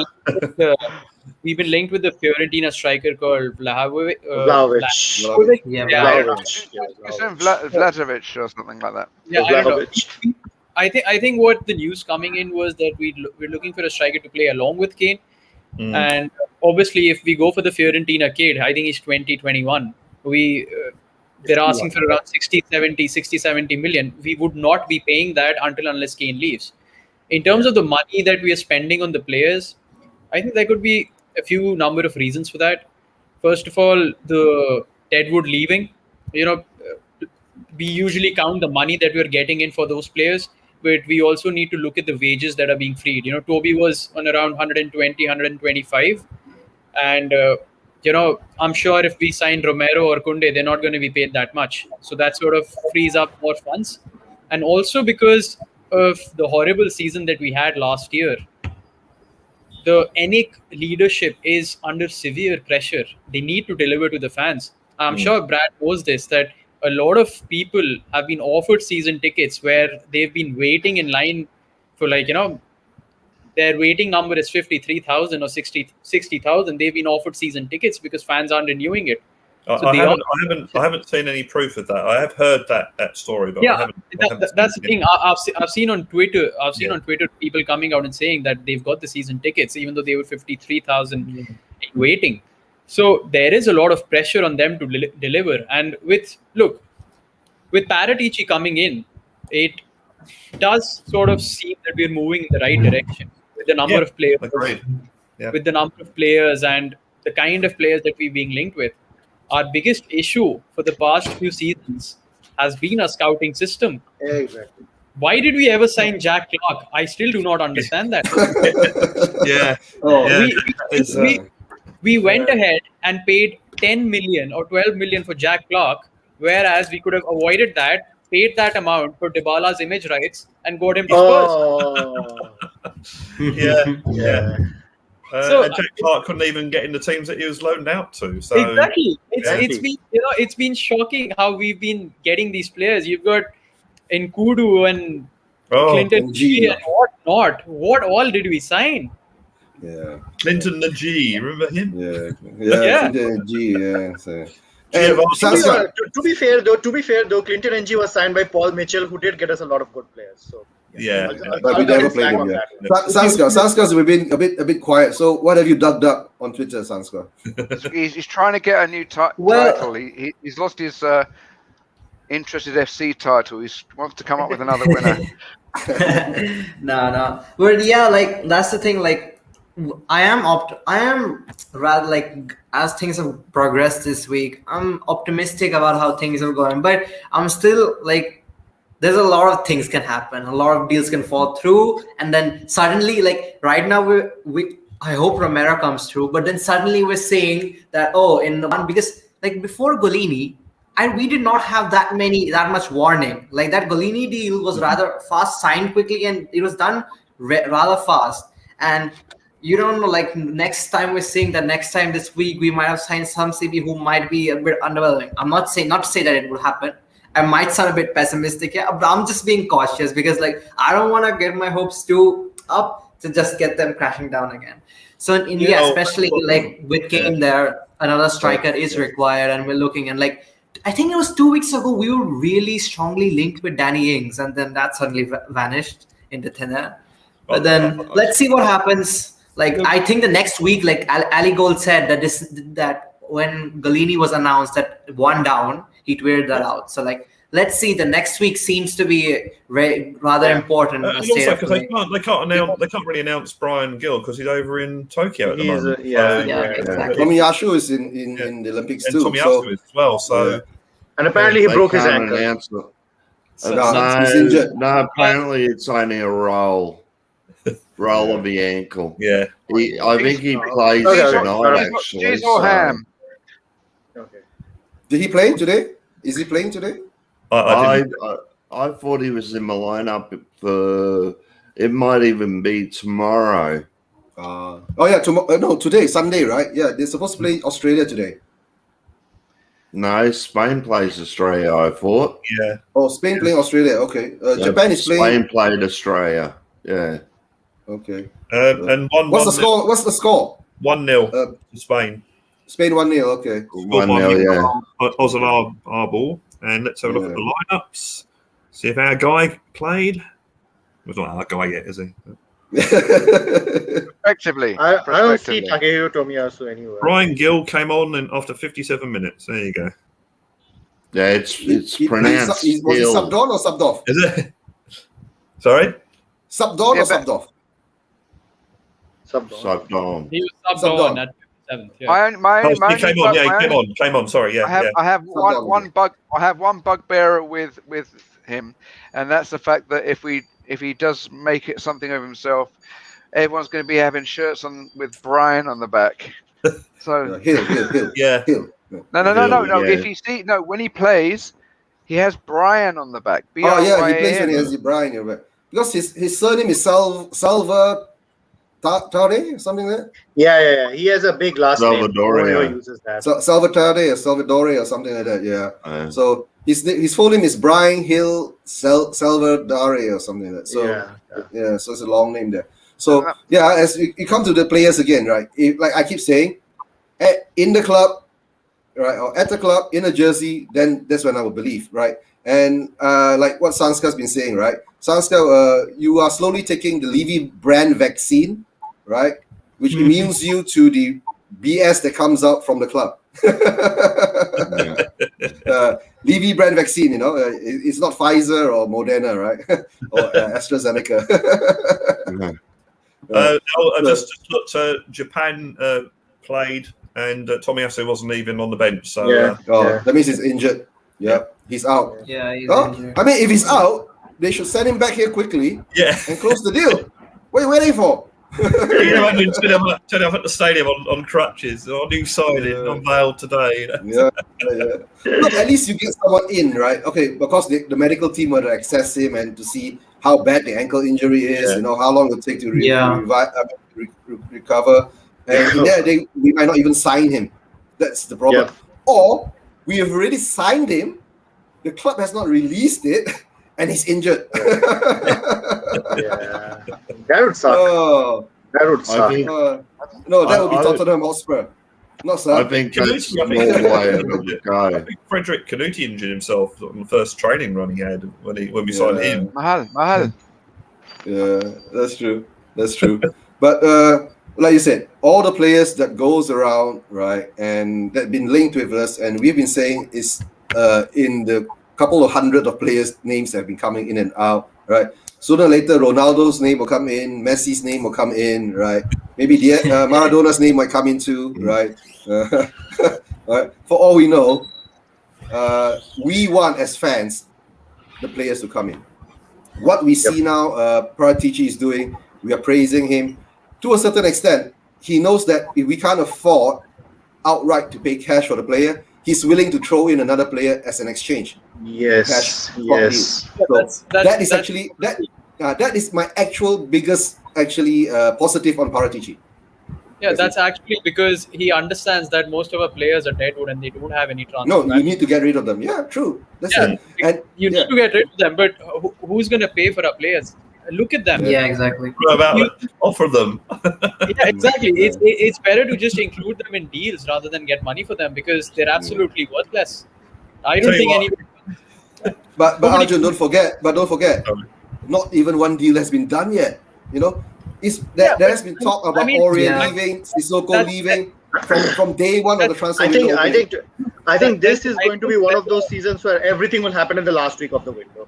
Yeah, and there's a reason for that because you had the Euros, then you had the Copa America, you've got the Olympics.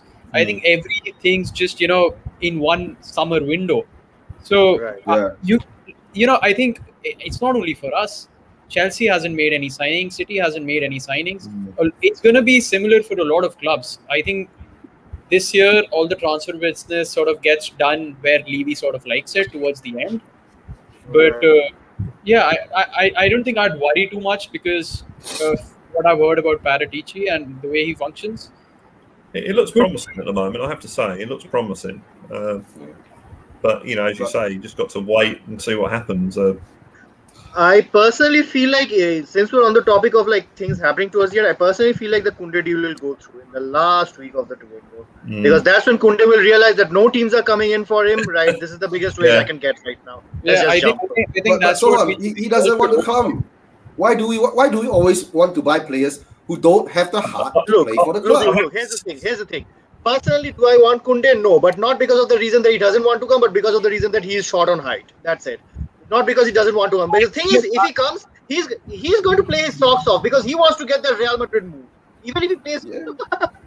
Exactly. Like it's like a kind of we're trying to trick him because he's forced to play. Even if he doesn't want to play for us, he has to play if he wants a big move. He will have the No, but motivation. if you get a player who doesn't have the heart to play for the club, right? What use is it for?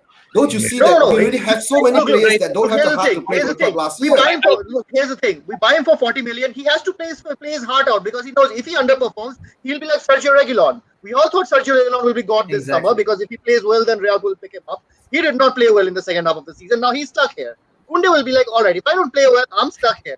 He will play well, and then and we can sell him off. Real Madrid will pay good money for him. Like he won't be sold off for some cheap deal. He'd be sold off for good money. It's like a master 1-year plan to get us back into the Champions League and get some money in. You guys are thinking too much like Levy. Hey, let's not undersell the club though. Let's not undersell the club. At the end of the day, our record hasn't been good, but Tottenham Hotspur Football Club is quite a big club. Would you rather play in the and also the Premier League is a very big pull as well. I mean, that's the only reason Romero is even coming here. He was supposed to be in the Champions League this season. Exactly, and it's like, well, actually, I'd rather play in the Premier League for Tottenham than play in the Champions League for Atalanta. So, there is that. But the problem with the Italian teams, right? They need the money. That's why they're selling their players like that. You don't forget, the club needs the money. That's why you're doing it. At the moment, right? What is reflecting on Tottenham Hotspur is, right, it's like we don't need the money because we're not even going to sell out Deadwood, but we are out there linked to all these players, right, above the range of 25-30 million euros, which I've been saying from day one during the transfer season. I've been saying Levy is not going to come up with more than 25 million cash for a player. Well, maybe Bezos has had an epiphany when he went up in space. He's come down thinking, I've got to buy Tottenham. So, No more billionaire owners. Levy is okaying the deal for Romero, is what Ali Gold said, and he will be paying over 40 million for that. And in regards to the Kunde not wanting to come to Spurs, Arjun, the only fear is that, right, Levy has agreed to 40 million plus 10, right? Okay. Yeah, I think that's what add-ons. Then when the deal gets closer, right, Levy will say that I will give you 30 and you take Sanchez. That's what he always does. I think no, but I don't think that happens with Paratici. That's what I'm saying. I think with Paratici in the middle, Levy can't pull this shit off. I'm sorry. Yeah, exactly. He can't do that. Guys, don't you see it? In the end of the day, the buck still is stuck with Levy. He has to sign off. Yeah, but I'm sure that Paratici would obviously convey to him that this is what I would need for a player. Kind of clout that Hitchen did not have. I think Paratici is like, let me handle this. You butt prick, you sit down. You don't talk. I still think Levy is still holding the whip. And I personally think, like, with this Romero deal, another reason is, like, Levy thinks that, okay, if I get him in, then the fans will stop hating me because, like, the fans will know that, okay, I'm paying out. And now the fans are blaming him a lot. But it's like trying to appease the fans and getting him to calm down. And that's why he just might be ready. Eugene, to be honest, we did have sort of like 30-32 million lying over last season as well. Because remember, that is the money we offered for Skriniar. So I think we had that money lying around. We didn't spend it on anyone. So like, all right, we still have 30 million. Okay, my question again. My question again. If you're going to spend nearly up to 50 million for Romero or Kunde, right? Why don't you just buy Skriniar? I think Skriniar is 60 plus. I think Skriniar is 60 plus. I think Romero and Kunde are younger than Skriniar. And a lot younger. They sort of fit the Tottenham idea of buying a player. Because going for Skriniar as a 25, 26-year-old and Kunde and Romero being 22 and 23, that sort of fits the Tottenham model. I think we're going to stick to Spurs model, that is that we buy young with an eye to the future to build or to sell. So we will not, I think that was one of the main reasons why Conte and Tottenham couldn't agree to a contract, because Antonio Conte wanted ready-made stars to come to the Yeah. team. And Yeah. one more thing, Eugene. So- Last season, Romero won the Serie A So would Defender I. of the I'd Year. ra- Not Skriniar, not Chiellini, not Bonucci. None of those established names. It was Romero. One breakout season, whereas Skriniar has shown consistency, and that's true. I'd rather have Skriniar over Romero because we have an experienced defensive rock that we can anchor ourselves to. To tell the rather truth, than- right, the best three signings to come in for the defensive part. Let's don't even talk about the deadwood in our defense, right? If Skriniar came in, Romero came in, and Tomiyasu came in, right? Then Skriniar will be the leader for these two young guys Yeah, to train them, to lead them, and to build them. You see, at the moment now, if we just get Kunde, Romero, and Tomiyasu, right?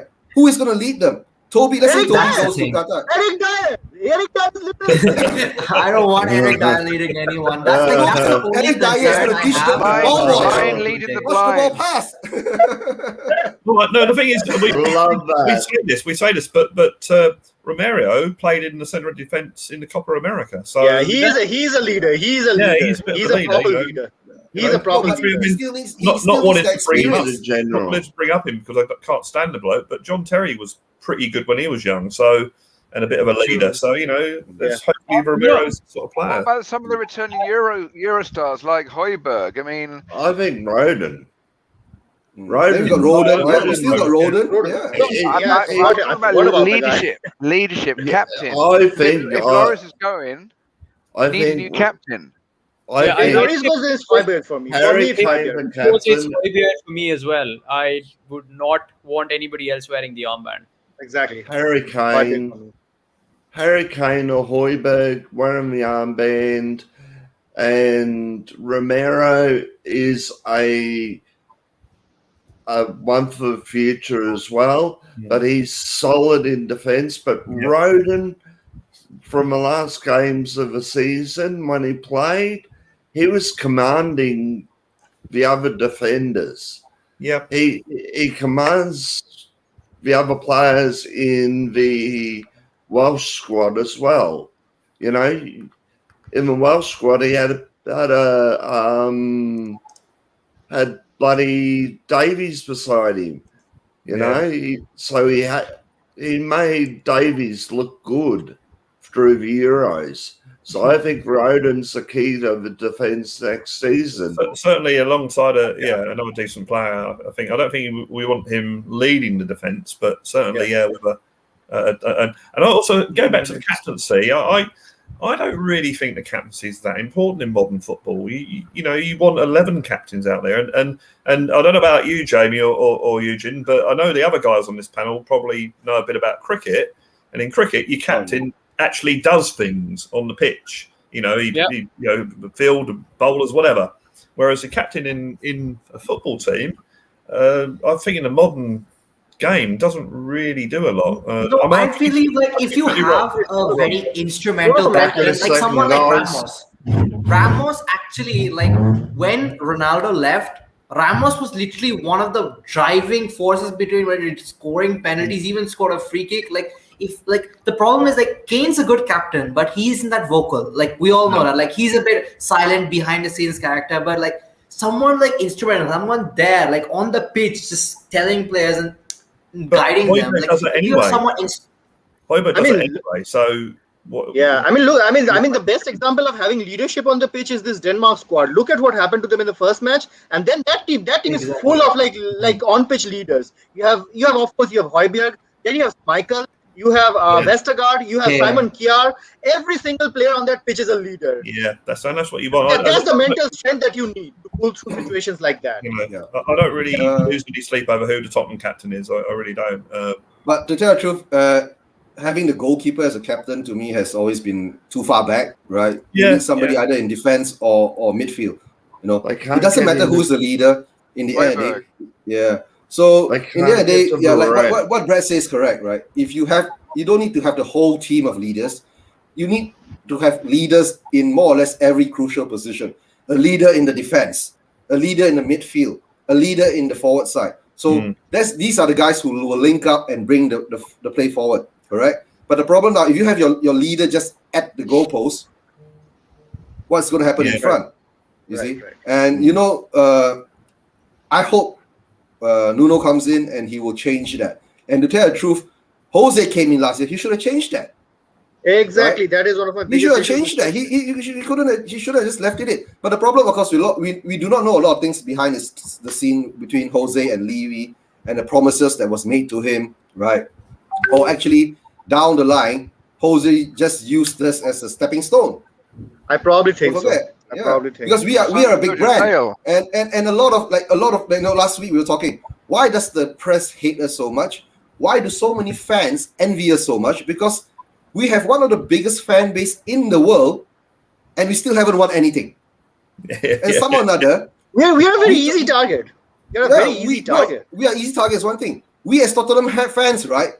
We are so loyal. A lot of the other fans in the other clubs, right? If in 10 or 15 years you don't win jack shit and you're in just meandering around the Premier League, right? A lot of them will say that, why do I change to M City? I'll be much happier, right? And if M City screws up, I'll change to another club. I've often wondered that as a supporter, like when we all experience it. You're watching your team and we're going to concede. Oh no! I wonder if you feel that way if you do watch your team is something like Man City, you win every week or whatever. I wonder if you still have that. Oh no, we're gonna stuff this up sort of thing. Remember the season against the last season at White Hart Lane, where we went the whole season. We drew 2 games and won everything at White Hart Lane. And we were brilliant that season. Absolutely, that's the best Tottenham team I've ever seen live. Same. I remember going to the games and thinking, "Oh, we got Bournemouth today. Oh, this could be where we slip up." Right away. But Brett, do you know that season? Every time, every time. Do you know that season when we did not lose in White Hart Lane, right? And then Levy was saying we're going to demolish the stadium, right? I was going to say, shit, that's bad feng shui. You get what I'm saying?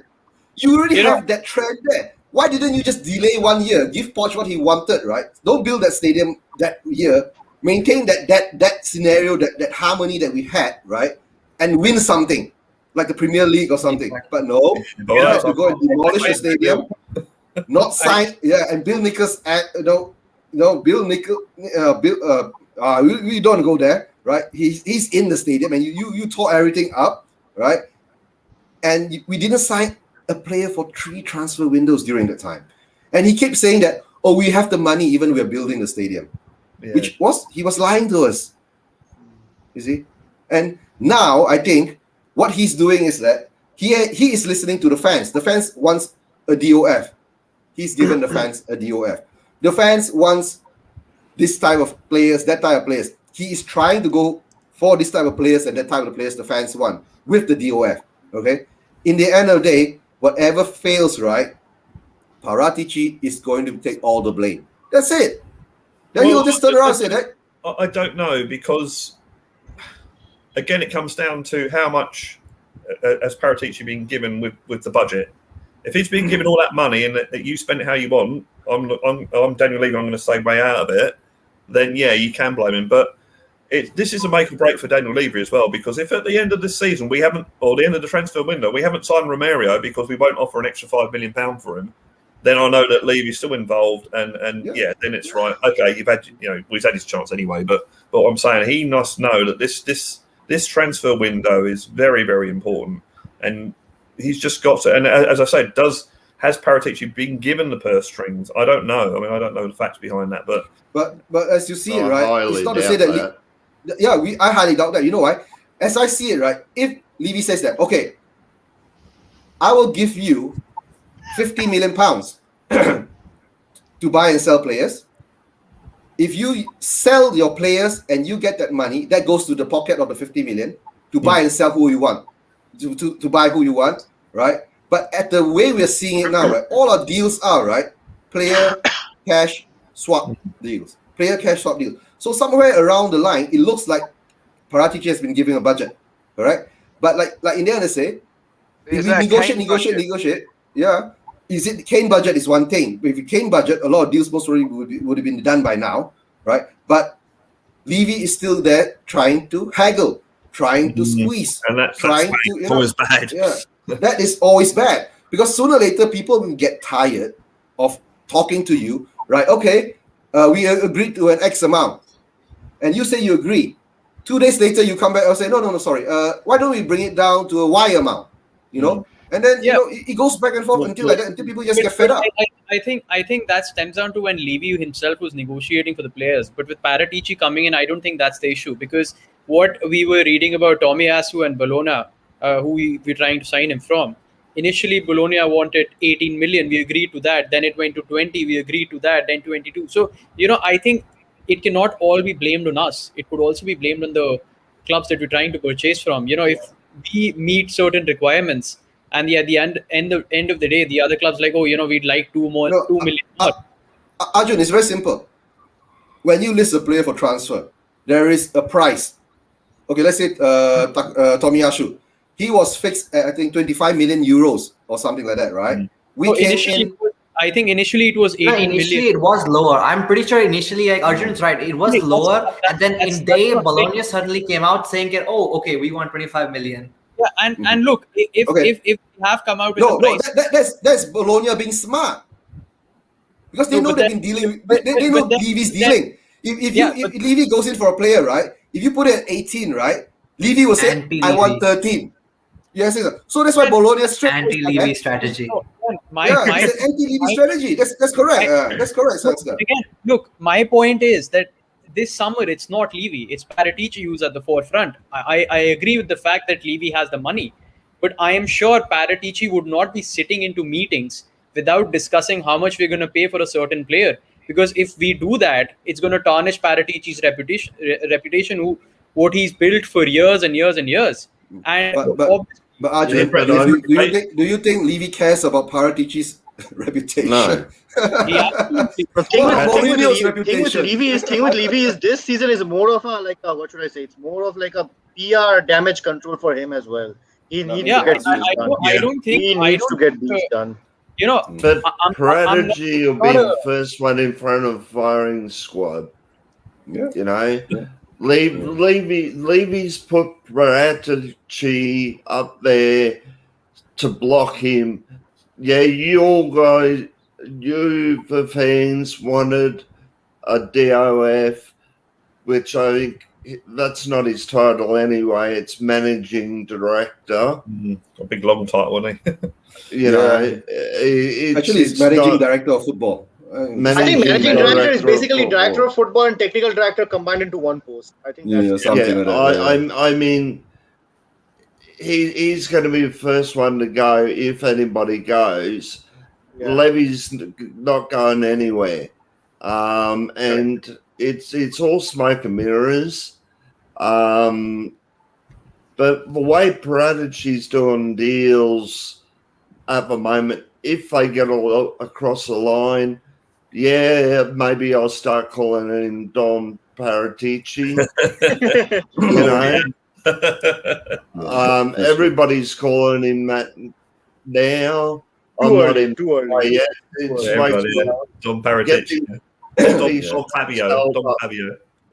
Get these shirts held up. Get the players in the shirts doing their initial interviews. Then that's it, Shane. At the club in the jersey. Then I will believe. At the club in the jersey. Then that's when I believe it. Then I believe, yeah. And just to read a comment from Wayne Bonner, right? We are Stepping Stone FC. All right. You see, other fans don't like us, not just because we're loyal fans, right? But our club actually has a genuine history. Yeah, that's true. Our club really has a very, very long and deep history in football. But somehow or another, it's being tarnished by what's been happened this past 10, 11, 12 years. And that's where maybe, like you said, all the while we've been, why, like Arjun, you said, right? When you first encountered Tottenham Hotspur, we were the underdogs, correct? We are always the underdogs. And somehow or another, we perform miracles, somehow or another. And of course, sometimes we do stupid things too, right? Right? So that's why we're loyal to the club. And So getting back, it was so Tottenham in the Leicester season because if Oh, it hadn't been for Leicester, everyone else would have probably, apart from Arsenal and Chelsea and West Ham, but everyone else probably would have wanted Spurs to win the league because it would have been something different. But suddenly, little old Leicester are involved because everyone wanted them to win the league, and we're suddenly the bad guys. So that was so Tottenham. That was. And don't forget, we crashed at the Chelsea game. Remember? and thing is, I mean, thing is, we seem to have the worst of luck when it comes to like dealing with teams when they're at their top.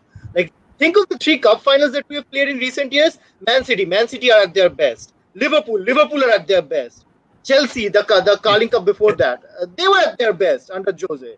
It's like, but then we just keep running into the wrong team at the wrong time. I think any team you face in the final, they're going to be at their best, and so do we. So should we. So why don't you look at it the other way around? Every time we reach the final, we are not at our best. Exactly. That's the sad part. Like we are always. See, the thing is, we were at our best. We sacked the manager that brought us to a cup.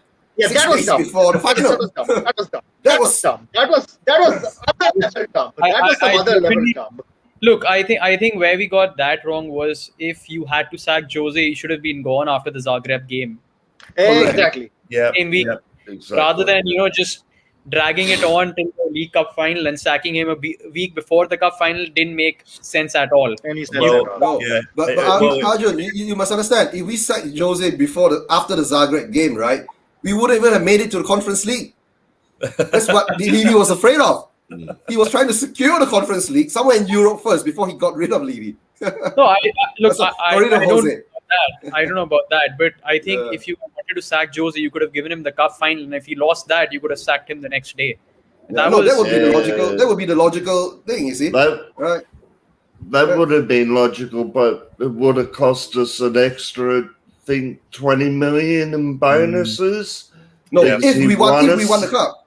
If we won. Yeah. If we won. So that shows Levy is afraid of winning cups. No, That's but the sad part.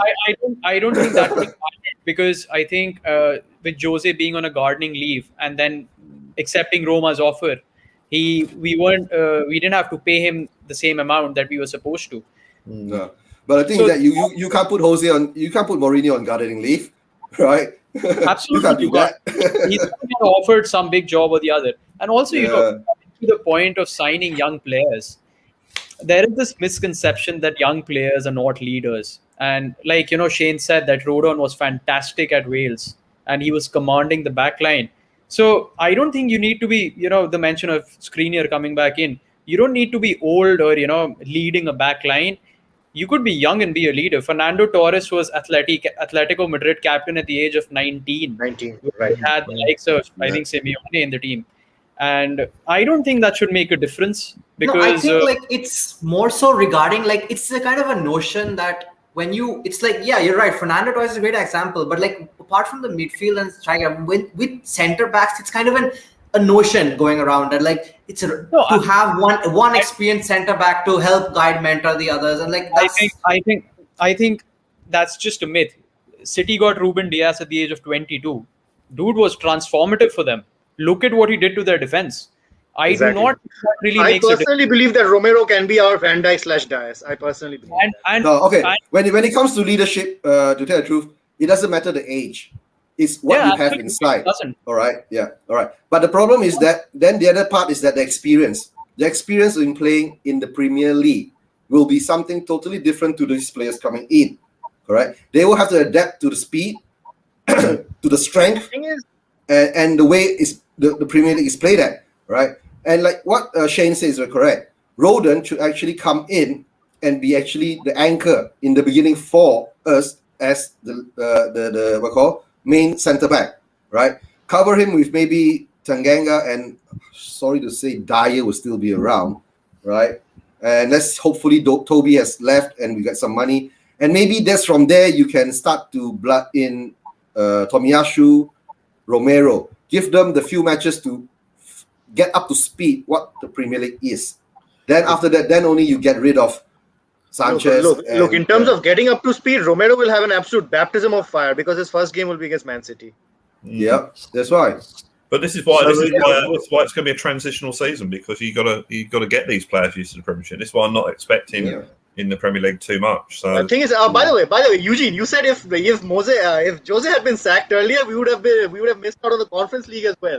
Thing is, I Yeah. looked at Tottenham's pictures for last season. Jose was sacked. Jose had 4 more games after the Zagreb debacle, and we picked up only 5 points in them. So it's not Yeah. like he really did contribute anything to us getting the Conference We League. could have Out of picked them- up 0 points under Ryan Mason. Not really. Not really. Under Ryan Mason, I'm pretty sure we would have beaten Newcastle away. That bullshit 2-2 draw. I remember that oh match. god, yeah. Well, no, the thing about that was when the Loney player came on for Newcastle, who was next Arsenal on loan from Arsenal. Willock. You Joe just, Willock. you just Willock, knew Willock, he would Willock. equalise. Yeah, you know. Yeah, exactly. Everyone knew it was going to happen at that point. Yeah, it's Arsenal coming to bite us. Yeah. Let's have a readout from Wayne Bonner. Rodon is a quality centre back. He needs to be starting.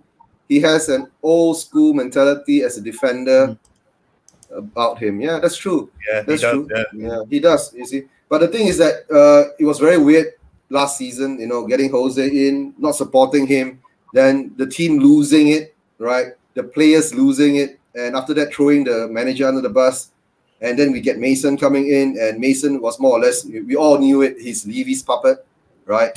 Yeah. All the players that were being played is like, it's somehow or another. We felt like Levy was the one picking the team.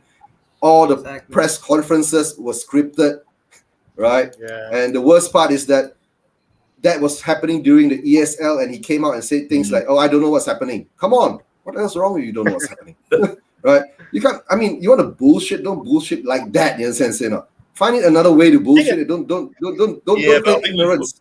with Mason, he obviously wants to keep his job at Tottenham. You know, he's No, done I understand that part. Yeah, I he's understand not that going to come part. on and say, you're not going to go to a press conference and say, "Well, that's been a load of rubbish, isn't it, lately?" Oh, Jesus, what about that European Super League then? Jesus, that was a disaster, wasn't it? What are we thinking? He's not going to say that. As his Yeah. No, I understand, but you can't say that you don't know. Yeah. You are unaware of it. You don't know anything about it. It's like saying, "What the hell are we doing? Don't you even read the newspapers, Yeah. or don't you read?" I must admit, that Haven't you seen the fans revolt? What he said exactly, the exact thing that he said was that he was so busy dealing with the Tottenham team that he did not have time to look anywhere else. Yeah. My God, that is even more bullshit. The thing is, I don't think- kind of statement where he can get the benefit of the doubt. It's unlikely, very unlikely, but not impossible. Yeah, Ryan, that asteroid that destroyed Enfield. Do you think that's going to have any impact on the team? No, I don't know, because I don't read the papers. I've been concentrating on my training sessions. So. And the worst part is that you're concentrating on your training sessions, right? And you don't pick the team. Yeah. You know what I'm saying? You're not picking the team. But okay, I mean that's past. Yeah, in terms of Joe Rodon, what I like the most about him is his composure. Remember in his debut against Chelsea, he made a terrible blunder at the start, and he let Timo Werner in. Thankfully, that was offside. Yeah. If you see someone like Reguilon do the same stuff, they make a mistake early on and then they completely lose their head. They keep on deteriorating throughout the match. That's why I said he was absolutely brilliant. He was if brilliant. Romero comes in, right? The steal is there. We have a steal in defense. We have the steal in midfield with Højbjerg, right? And let's hopefully that, let's say Kane Sonny is staying, so we do have the attacking side, correct? So that's what we need to build the steal. But once you don't have your steal in your defense, right? No matter how good you do in front, the last 20, 30 minutes, you can't defend. Exactly. And what Brad was saying, very weird is that last year we couldn't kick the ball. One more thing is that with defending in the last 20-30 minutes, the typical strategy is to bring on a defensive midfielder who will slow the tempo down, who will keep the ball. Who did we bring on? Musa Sissoko. Loco. Oh my God. Yeah, he had his one season. So, Jamie, according to Jamie, you saying what? There are more news coming out about a deal confirmed for Kane. Yeah, Sanskar. The article started saying is yes, the Sun made some kind of rumor, but this is something which has come from a different journalist, and so there's either it's a smoke screen or there's no smoke without fire. But I'm pretty sure like City it's is not going never gonna away. even ever gonna pay 160 million for Kane. Like, see, that's not how City, like, City does pay a lot of money, but they never like just, they're not PSG who just go sky's the limit and pay over. Sanskar, They always have okay, that ceiling. okay, I give you a scenario, Sanskar. This year, there is no financial fair play. It's been suspended, correct? City now is going into a court case where all their shit is going to float, right? And they're going to get a transfer ban. So they will have to do the signing as quick as possible to secure this deal. So that's why a lot of rumors are coming out. Whether it happens or not, it's now, I think, all down to Daniel Levy. Whether Levy wants to let him go. But what Brad has been saying is that Joe Louis has said, period, Kane is not leaving. Okay? So if Joe Louis says that, then Joe has to come up with the money, all right, to prove that. True. Don't you think so? And that's why Also, maybe now we're linked to so many players. Maybe Joe is coming up with, let's say, okay, Joe will say that, all right, I made 385 million. No, I made 385 million pounds last year, right? Okay, I'll throw in 100 million to Spurs. Possibly, Right? To buy some players. Hopefully that's what's happened. 'cause I mean, Question, Eugene. Question: When Lewis, hypothetically, when he had this thought that he would throw in some money, do you think Levy bargained with him on that as well? 100? No, let's do 120 here. Let's start with 120. Maybe Levy wanted 200, and Joe has bargained it down to 100. Oh, you know, right? Even I think if Joe does give in 100 million for the transfers, and we sort of ship out a few players and get free of the wages, that gives us a good cushion of 150 to 160 million. And considering the markets of Spain and Italy, where the clubs are in desperate need of money, In France, you could France, exactly. Yeah, France. I don't know. We've never had good success buying players from France. Thing is, true. now that you mentioned France, there is actually one deal to be done in France, which I'm surprised no one has done this yet. And that is not for a footballer. That is for an entire football club, Le Havre. Le Havre Football Club is for sale for only 15 million. Le Havre is Pounds? the same club that the entire club, and that's the club that produced players like Kante, Mahrez, and I'm pretty sure Pogba was there for some time as well. Like, they're considered one of the best academies in all of France. I'm not sure why not just Spurs. No, why? I'm not sure why no team has gone for that deal. That's probably because in the Are they current Ligue 1? football doesn't seem like a very profitable business. There is no guarantee of fans coming back in France, and All you're not traveling for your friendlies. You will be playing your domestic league, and Le Havre, they're not going to finish in the top 4 or the top 10. They'd probably be fighting Le relegation. Havre is a second division team. They're not even in the top flight. Second division. So for a second division team, it's not a profitable amount. You say that, but then a club like Troyes, who are like one of the bottom 4 or 5 clubs in Ligue 1, they got affiliated to the City Football Group, so they are now affiliated to Manchester City. So there is this potential. It depends on the fan base.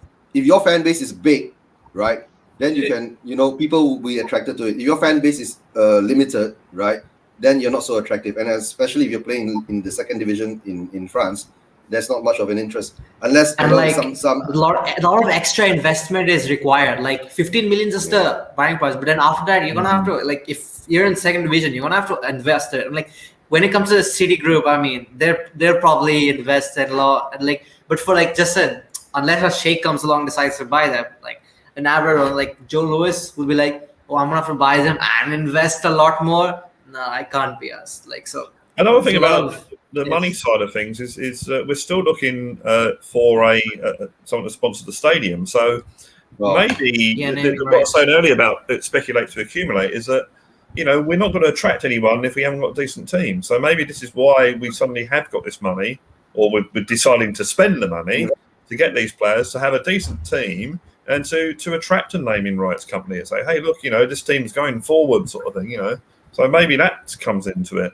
We're supposed to have a training kit deal, aren't we? That's supposed to be announced soon. Yeah. Some sort of massive. But the thing is that our naming rights, right? The news came out like 3 weeks ago.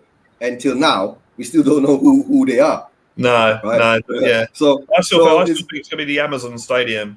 Yeah, that's what I'm hoping. It's the Amazon Stadium. You know, sort of say I'll go down the Amazon this week. Okay. Never mind. No, what I said about Le Havre was wrong. I just went and read a club statement. Apparently, that was a rumor that was floated in the media, and their president has come out and completely denied it. So forget I ever said it. No, you Damn, I never was said going it. to buy it as well. Damn. No, I thought I'm going to buy it. Right. Yeah. Yes, Shane. Can I put a point out there? Everton just paid 1.7 or 1.8 million for Quebec. Gray. Oh, No, what? Quebec. Quebec? Quebec. The guy that went to Liverpool. 1.7 million for Quebec. Yeah, like 1.7 million was the price for Demarai Gray, which they paid. I'm pretty because I remember the Demarai figures Gray. exactly. Sorry, Demarai Gray was 1.7, but they just signed Quebec as well for some ludicrous fee. Cheap fee. Cheap. Wasn't Quebec off to Leicester though? No. Kabak deal is not done. Kabak still not done. Kabak is still not Not done. confirmed. It's not confirmed. It says Crystal Palace and Leicester are the two front Crystal runners. Not even Palace. Everton. Oh, I think Palace won't be going for Quebec. They're getting Anderson Yeah, from. they're getting Anderson. Joachim Anderson. But it's fine. Yeah. Yeah, Joachim Anderson. Yeah, From Lyon. our guy. Why our weren't Anderson we is in for gone. Demarai Gray? Why weren't we in for Demarai Gray? Demari is shit. Demari is kind of shit. Yeah, he He just runs and he never. didn't cut it. Yeah, he's shit. He's shit. So you're going to say that we're going to rely on Bergwijn as But guys, wing-back? for 1.7 million, right? Even his shit is a good bet. I don't know. Something on him. He must have something on him. All right. I think there a few times that he's like at Leicester too. So exactly like he has the physical constitution of Brad Gill and the end product of Adama Traore, which should have been the other way around. But it's unfortunately that's the I way think it is. Spurs have been linked with Demarai Gray almost every window, barring Exactly. Right, barring this year, right? Yeah. Barring this year, yeah. Did you guys see the Twitter post making the rounds that we are finally going to complete the signing of Leandro Damião after chasing him for 11 years? Did you see that? I thought you're not on Twitter, Soham. I'm not on Twitter, but people keep forwarding those messages on the WhatsApp groups as well, and that's where I found that one. That is how Tottenham Hotspur has actually conducted their transfer dealings for the past 10 seasons or so. So whatever Paratici is doing now, we are used to it, right? But of course, we give him a bit of kudos because he has come up with a plan that if we can't outright buy a player, we will more or less, do a cash and swap deal. So exactly. That's one thing that is good. But like I said, at the club, in the jersey, the only at the club in the jersey that we have had now is a free Gollini. signing on a loan. Right? Yeah, so no money has been spent. Loan with an option to buy, yeah. But the thing is, if we go for 2 weeks or 3 weeks thinking we're going to buy these players, and at the end of that time we don't, then we've missed out on 3 weeks of being really excited. So just to keep the excitement. Just look at the Joachim Anderson thing right now. Just look at the Joachim Anderson thing. What about Tomiyasu? Tomiyasu has been 3 weeks or 1 month or more, and we still do not know what's happening there. Right. Yeah, but with the Anderson deal, I think the scenario changed when Paratici came in. And I read that as well. And apparently that even more than Paratici, Nuno does not fancy him at all for some reason. I think it's the same with That's good. That's good. That means at least the DOF is listening to the manager, right? Yeah, because a lot of DOF. No, I don't think that's how Nuno functions. So what I was reading was Nuno is more into. He doesn't really care who you sign. Obviously, he does have an input to it, but it's Paratici signing the players, and Nuno's the one basically on the coaching end of it. There is a discussion to it, and there is a list that Paratici forwards to him.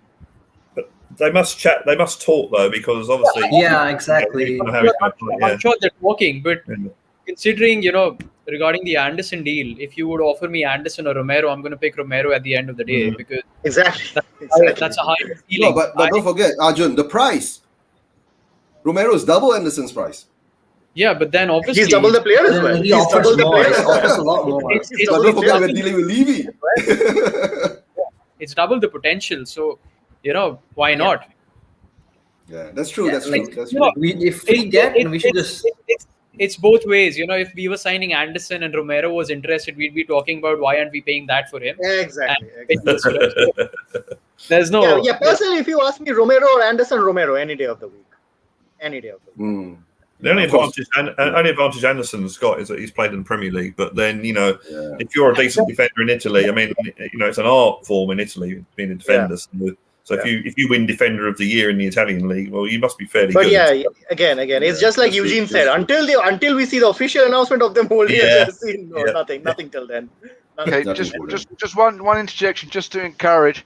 Sanska's brother Dan is watching our broadcast today. So Dan in India, your brother is doing you proud. He's coming up with lots of tags like Interested FC, and he's becoming a minor YouTube personality. So you can say but you're you- linked to someone vaguely famous. But Jamie, you forgot to ask Sanska. Does your brother support Spurs?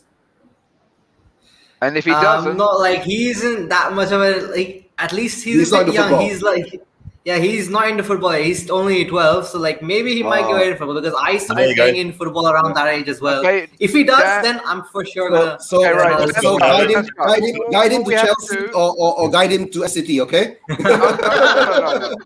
All we have to do is get Yid Kid on, and they'll connect, and then Dan will suddenly be a lily white true Spurs fan. So we just need to get that. We just need to get him talking to Yid Kid. Yeah. We'll see. But Dan, your brother is on YouTube. He's being seen all over the world.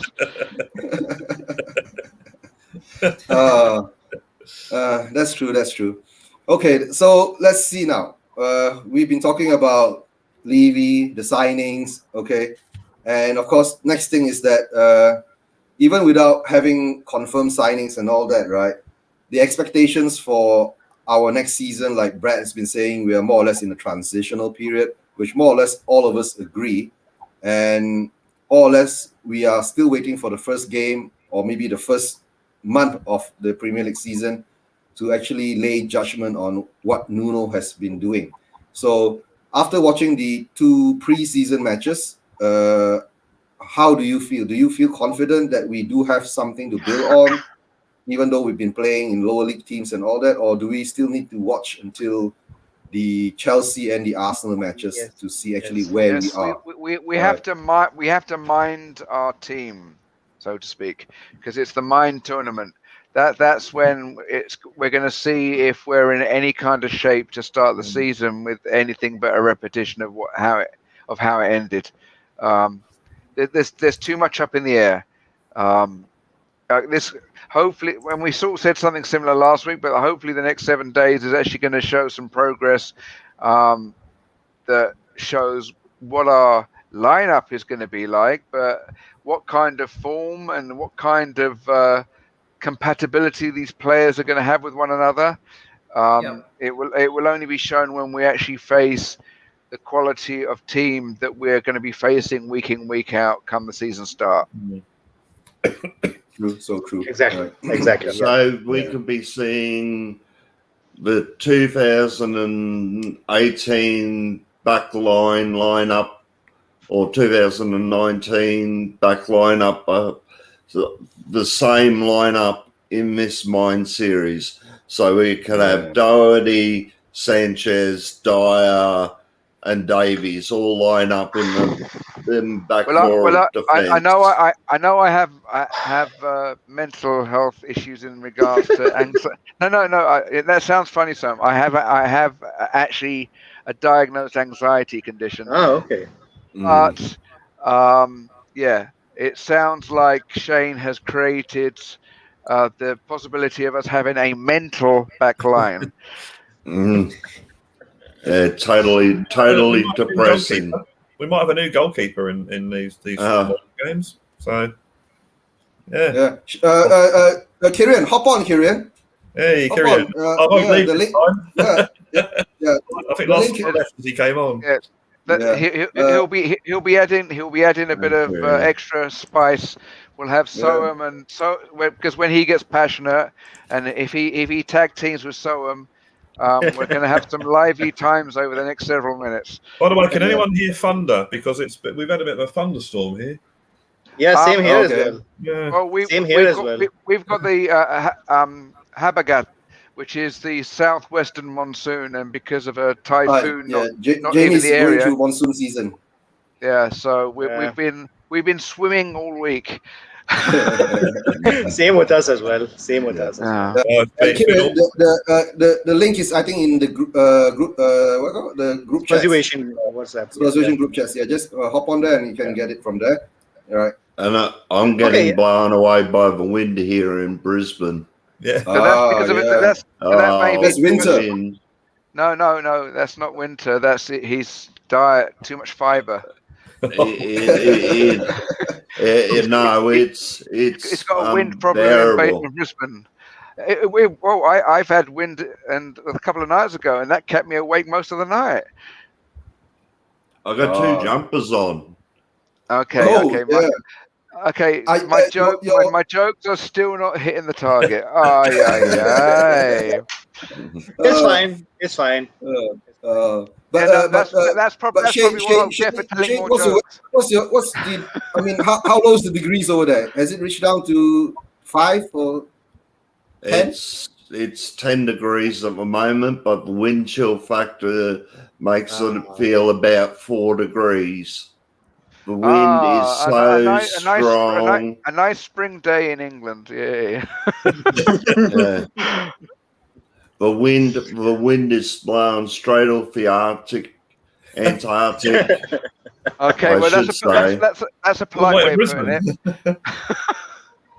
It's freezing cold outside. I've got my woolly bed socks on. It's 12:30 here at night, so hold on, guys. Let me bring in one more guest.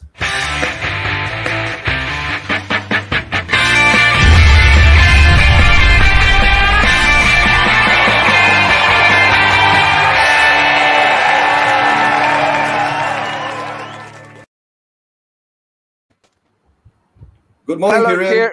Hello, Kieran. It's good morning. Morning for him. You know all of us, right? In apart from Arjun. Arjun is new. Arjun is new, yeah. Arjun is new. Have you met Brad before?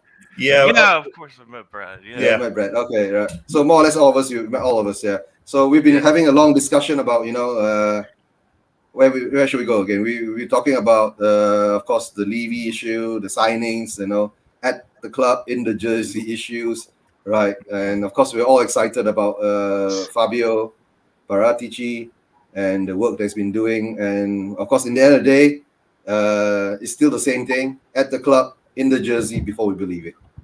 Yeah. So how was your day? I'm good so far. I mean, I don't know about you guys, but I am absolutely hyped. I'm totally on the hype train. I'm tired of being negative and just miserable about the state of this club. And Don Fabio has got me on cloud nine. I'm just ready. Let's get more signings in.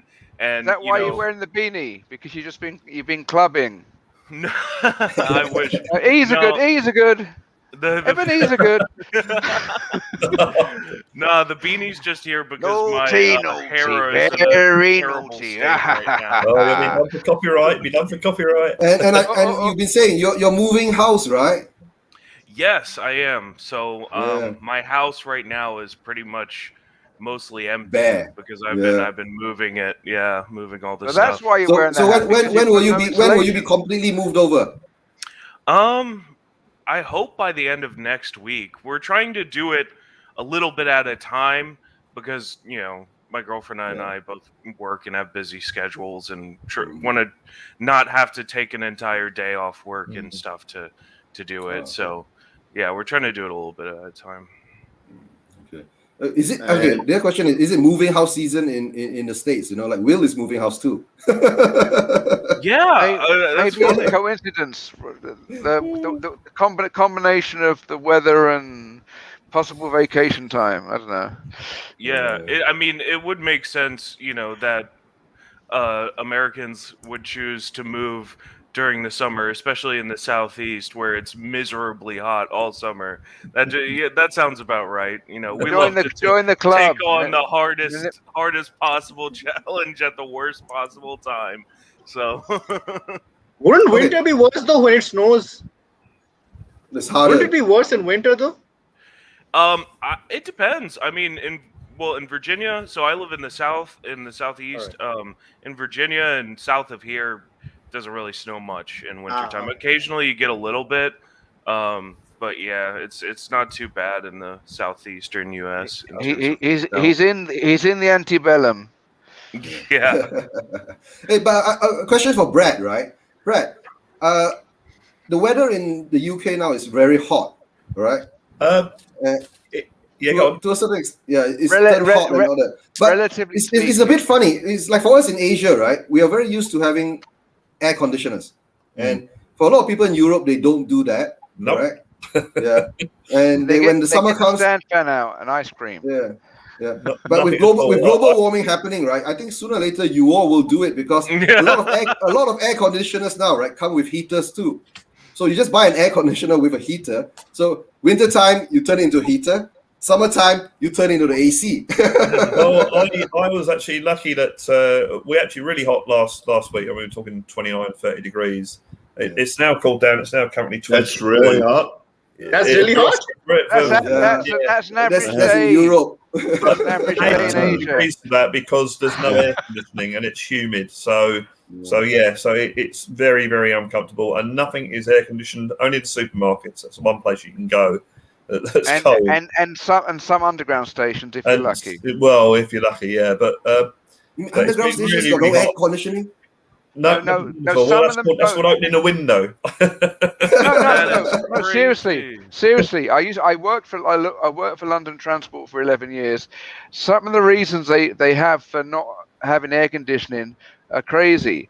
Because things like they can't have air conditioning unless it complements the historical aesthetic or structure of the station. Well, it could also be the fact that the tube is very, very narrow, and you can't put an air conditioning unit on top of it because you wouldn't get through the tube. So it could be that. But I do believe that they are going to have air conditioned trains in the next 2 or 3 years. They've actually worked out how to do it. When I worked there, one day it was 53 degrees centigrade on the platform. It's the legal degrees that you're allowed to transport animals is actually less than what it's been on the tube during the summer. So you're packed. Well, I don't travel on packed tube trains, so I get claustrophobia anyway. But if you're on a packed tube train, you're actually in conditions that are worse than when they transport animals. So that sort of says it. But in the winter time, me and my staff mates wanted to be on the platforms because it was still warm down there, and in the summertime, we all wanted to be on the gate line because being on the platforms, wearing our uniform, because we're still wearing the uniform, is basically like being in a sauna. Yeah. But it's been. I spent the whole week with the windows open, sleeping above the covers, that sort of thing. And would you believe my boiler broke two weeks ago? It stopped working. I had to get that fixed. Well, my landlady had to get it fixed. So I actually had to have a cold shower for about 4 or 5 days running, which was an interesting experience. I mean, no, it's fine. In Manila, having a cold shower can be the most refreshing thing, and a hot shower is go look for a Mr. K. hotel. Mr. K sell boiler parts. Mr. K, do you know Mr. K? Mr. K's on? Mr. K. No. Mr. K sells boiler parts. He works his job. He works in the boiler parts. He sells boiler parts. Well, the guy came in and fixed it, and it was only a sensor that wasn't working. But and then last, I know this is off the football topic, but last Sunday, my light bulb went in my kitchen, and the electrics haven't been fixed. So I couldn't. I put a new bulb in, wouldn't work because the electrics are totally stuffed.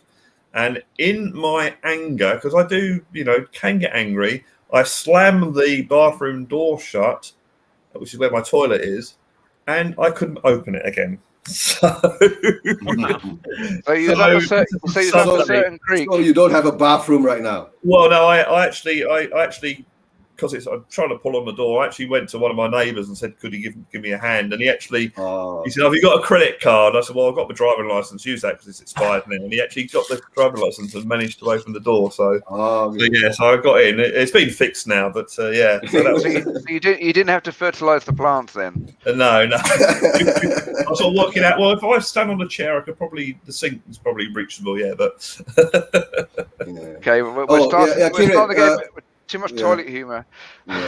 Kieran, and of course, I'm sure you've heard the news about the M-City debacle, right? About the financial fair play. Yeah. Mm-hmm. So, do you think that will throw a spanner into the dealings for signing Kane, or would you think? Do you think it will accelerate the signing of Kane?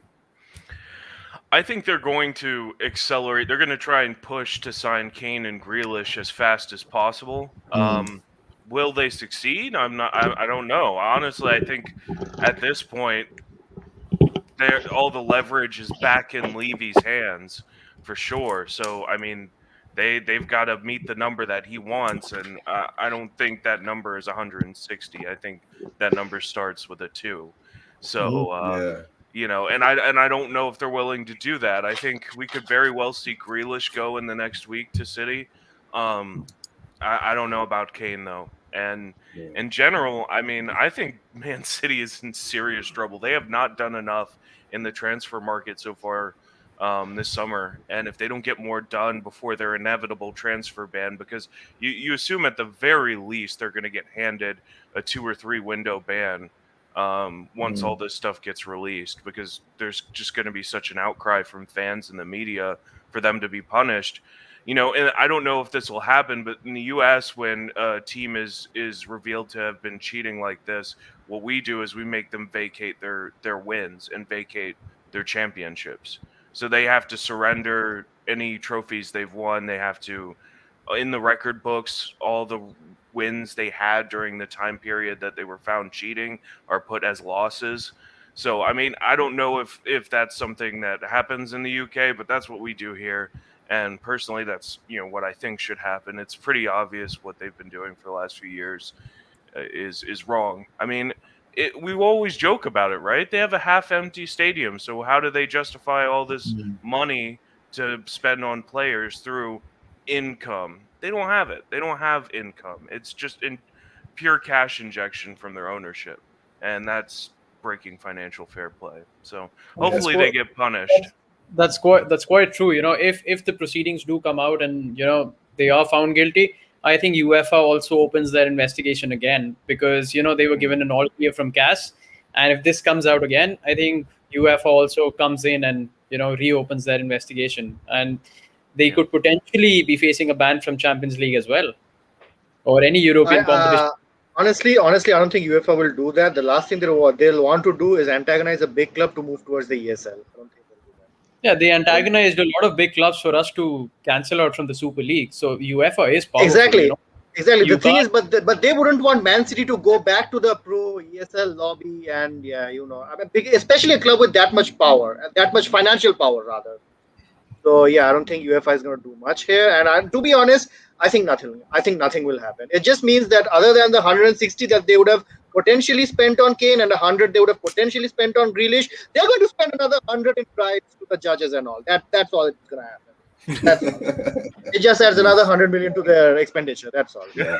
But in the end of the day, let's say if City, right, gets their transfer ban for 2 transfer windows or 3 transfer windows, right, that will end up in another scenario like the Chelsea scenario where they were banned, they just kept the money and they didn't spend it. Then the next 2 seasons, they just blew it all away. Exploded. Yeah, they exploded. Right. So, I mean, and like what Sohan been saying earlier, right, it doesn't matter at the moment because the squad that they have, they can still keep it and they still can win things. But most probably they can't win the Champions League if they don't buy Kane and if they don't buy Grealish. They can't win the Premier League. I think what to tell the truth now, Pep has gone to the stage, right? The Premier League doesn't mean that much to him anymore. Yeah. Okay. Number 1. Number 2, he will always want the League Cup, because the League Cup is the first cup that he can get his hands on. Because once you get your hands on that one cup, right, it gives the whole team a confidence, right, that they can win something. That's why Pep does that League Cup. Have you noticed that every season that Pep's been there, right, he's always gone for the League Cup, because he knows it's a mentality thing. You get what I'm saying? You get that one cup first in your trophy cabinet, the rest will come, because the team has that winning mentality. You really build that winning mentality inside the team. But now the problem is, right, if they don't improve, he knows the chances of winning Champions League is going to be very hard. So most probably he will focus back on FA Cup, League Cup, and the Premier League. That's how I see it. Yeah, but If they get the transfer ban and all the things, right? I honestly feel even if they do get Grealish and Kane, it's still very difficult for them to win the Champions League with PSG actually making a super team. It's going to be highly competitive. You know, PSG. I understand. The rumors coming out right now with Pogba moving to PSG for 50 million. That's a joke. I mean, he's got a year left on his contract. He's not going to renew. He's going to move to PSG, and you look at their team. It's unreal. It's almost like the 2003, 2004 Galacticos. If they don't win the Champions League now, I mean, that's going to be a shame. But you must For me, forget, though, I Arjun, think- right? PSG is because the manager is Poch, you see, so they might not still win anything. Don't forget that part. PSG is like, in my in fact- opinion, with PSG, champions are forged in fire. You cannot. The reason they haven't succeeded in the Champions League is not due to the quality of their squad. It's because they play cupcake competition all season. They're not prepared for the competition they face in the later rounds of the Champions League because they're playing crap teams all year in the French league. And I just and Kieran, don't forget they didn't even win the French league last year. Yeah, exactly. I think you could say the same about Bayern also. But then Bayern Exactly. I disagree with that. I actually disagree But at with least, that. but at least Bayern has got Dortmund to chase after them. No, See? I'm sorry. And but then now by- you got Leipzig to chase after them. Yeah, but by the end of the season, there's a massive difference between what Bayern scores in terms of points and what you just Exactly. have four, I mean, it's if the just second- four difficult Yeah. games. They just Exactly, play yeah. four games. But at all the end of the season. day, okay, Sure, but you must understand, I Bayern think will come to have a problem when Lewandowski leaves. Lewandowski has to leave. He's going to leave I soon. don't think so. I think Bayern Bayern has Bayern and players very well. You know, people talk about nobody's going in for Haaland this year. If Haaland is comfortable in Germany and the 75 million release clause comes into effect next season, can you imagine the war that's going to be for him? And Yeah. why would he No, not want to Bayern as well? No, that's why Chelsea is now trying to get him first, because they know that if next year, right, Haaland comes out for 75 million, that will go into bidding war. It will be pushed up to 150. So you must not buy him for 150 now, then go through all that stress and pay 150 for him then. But then again, Haaland like is not- even next year for Haaland, 75 million, not a lot of clubs will be able to pay that. You can count the Spanish clubs out. They can't afford that because and the Italian clubs. It'll and be the Chelsea, Italian City, and Bayern. That's Barcelona the only three. trying to who's palm gonna off do that. Griezmann, 800,000 a week. exactly. Yeah. Who's going to pay that for Griezmann now? We were linked with him. The thing I'll say about Bayern, And though, We're linked to everybody, Brad. 800,000. Come on, he's good, but he's not that good. yeah, No. I think the No, thing but the that problem, you see, the separates problem with the Spanish league, right? They pay the players crazy wages. yeah. That's So why that's not the That's- Spanish. that's- league. The owners are Only- crazy, that's like Perez. only Barcelona. And That's that's just the mainly top Barcelona. two. The crazy That's wages. just the top two, Barca and Real. No, I don't think Madrid has the wage issue. Madrid has never paid over the No, top wage. Bale. Well, They look only at did Bale. that for Ronaldo. They only did that for Ronaldo. 600K after taxes.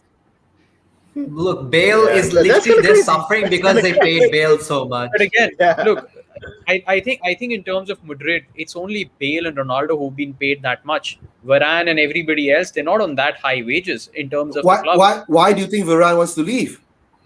Because he wants Have to you thought try about something new. No, I don't think it's about the wages. It's about trying something new. He's been there. He's been a good servant to them, and he just wants a new challenge. Shane wants to get in, I think. I'm gonna have to call tonight. It's almost 1 o'clock here, so Oh yeah, Shane. Oh, wow. we've been going for 2 hours and 45 minutes. Yeah. I Yeah. think And it's getting Brad- really close to my bedtime. Yeah, it usually does, doesn't it, Shane? Yeah.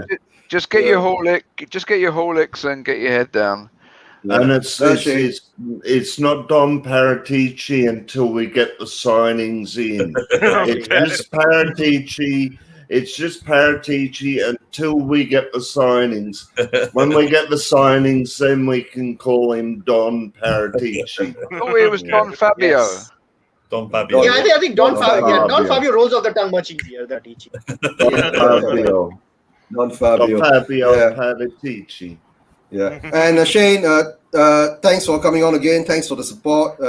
Thank And you. maybe next week we will have Anytime, more. And next week we'll have the name coined, Don Fabio, by next week. Don Fabio, Hopefully. yeah. Hopefully it'll be coined by next week.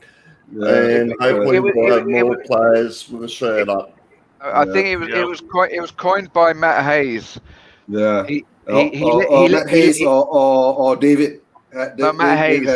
Matt Hayes It did it. was Matty Hayes, yeah. It was Matty Hayes. Matty Hayes, yeah. He let people spam his stream just because he was totally believing that Paratici's going to bring it home for us. So I'm with Matt. Don't I forget, gotta say, I'm with Matt. Yeah. don't forget to vote for Matt. And Oh, yeah, I the forgot to tell the guys. Uncontent as the guys, podcaster. creator. Yeah. There is a contest for YouTube, right? We are voting for Matty Hayes as the young creator. We are Tottenham as best club content, and newcomer is David Harris for Irish Hotspur. Yeah. If you guys, if you need the link, anybody's got a link to throw it down there for them to get on to vote, right? Just vote for our Spurs content creators in the UK. Difficult to find what we are Tottenham TV, because there's club content, there's creator, there's all these sort of words for that. I know the young creator and new creator. That's easy, guys. There's one for club content. Yeah. I think I've read 3 different sort of versions of it. So yeah.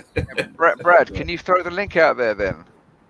So Has anybody got a link? wish us all a good day or a good night, and I'm heading off. Okay, thank you, Shane. Catch up later. Bye. All right. See you Okay. later. Shane. Come on, you Spurs. Con your Spurs. Okay. Good guy. All right. Anybody's got a link to throw out there? I wouldn't know how to anyway. How does one throw a link out? For the football content creator awards, I can drop it down in there. Okay. Kieran, drop it down there for the And thank you for the Kieran, thank you for the 3 a.m. 4 a.m. wake up call last night. Yeah. Oh yeah. If you had caught me about 15 minutes earlier, I would still be able to come. When you sent that message, I was already in my bed, rubbing my phone. Yeah, I totally didn't think about the time difference there. Yeah. That's the thing, and I told you, right, Daniel has got a free pass, right? So nowadays he can do his late night shows. Yeah, I was glad to be able to get the Id Kid on yesterday. We had a pretty good little I know, thing I there, saw that. so. Yeah. So okay, Kieran. Oh, sorry, Brad. Are you comfortable, or do you need to get your lunch or something? No, I'm fine. I've been here for the duration, so. You're okay, right?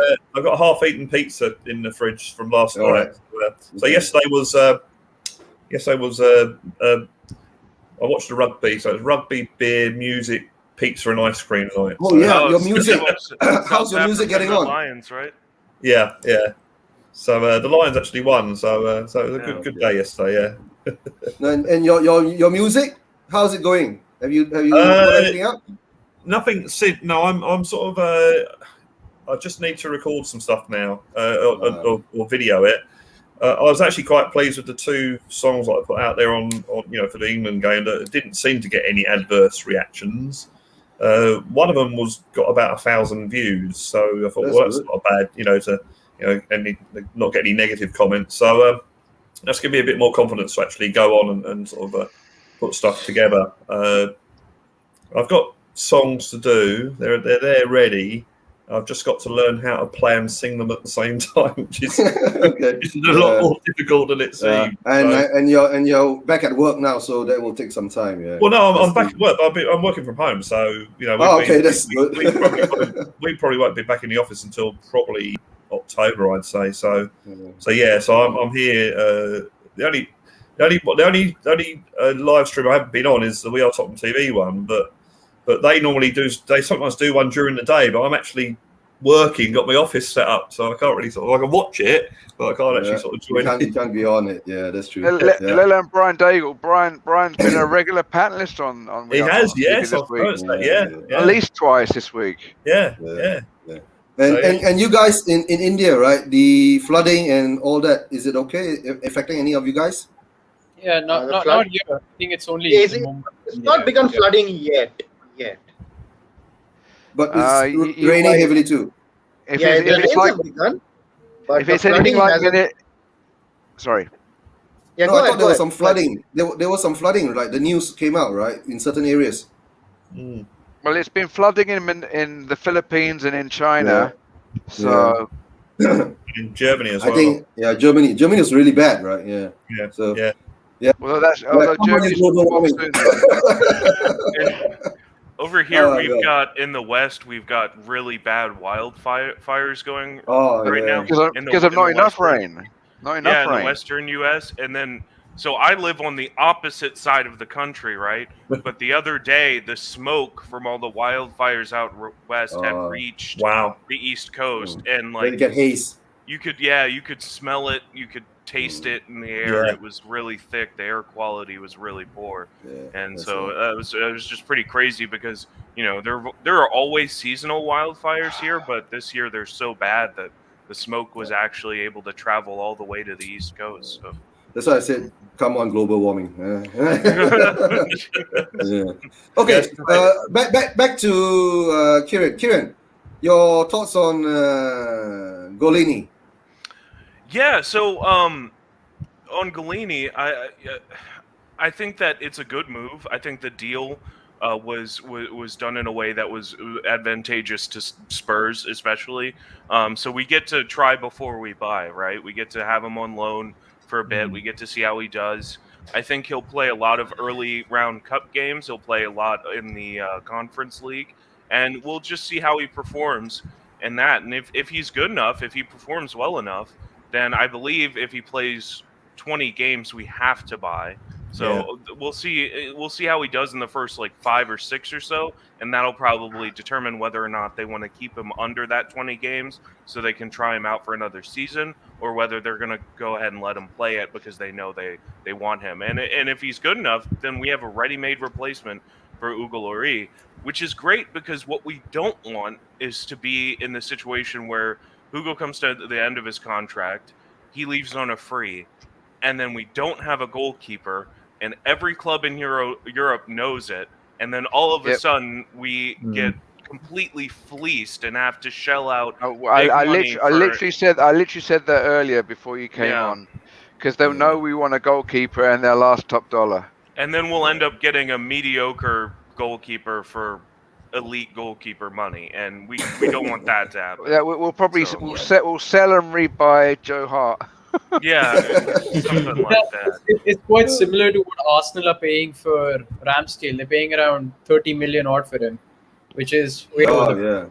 It's just hilarious, isn't it? Arsenal They let making some Martinez weird go. deals. They let Martinez go. He was brilliant in the Copa America, won the Copa America, and now they have to go and overpay for a goalkeeper who's been relegated twice.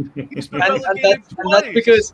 And that's because Bernd Leno's already said that I want to leave this year or the year next. And in terms of Lloris, I do think he'll leave on a free because he's been that good a servant to the club that if he says I want to leave on a free, we wouldn't offer him a new contract.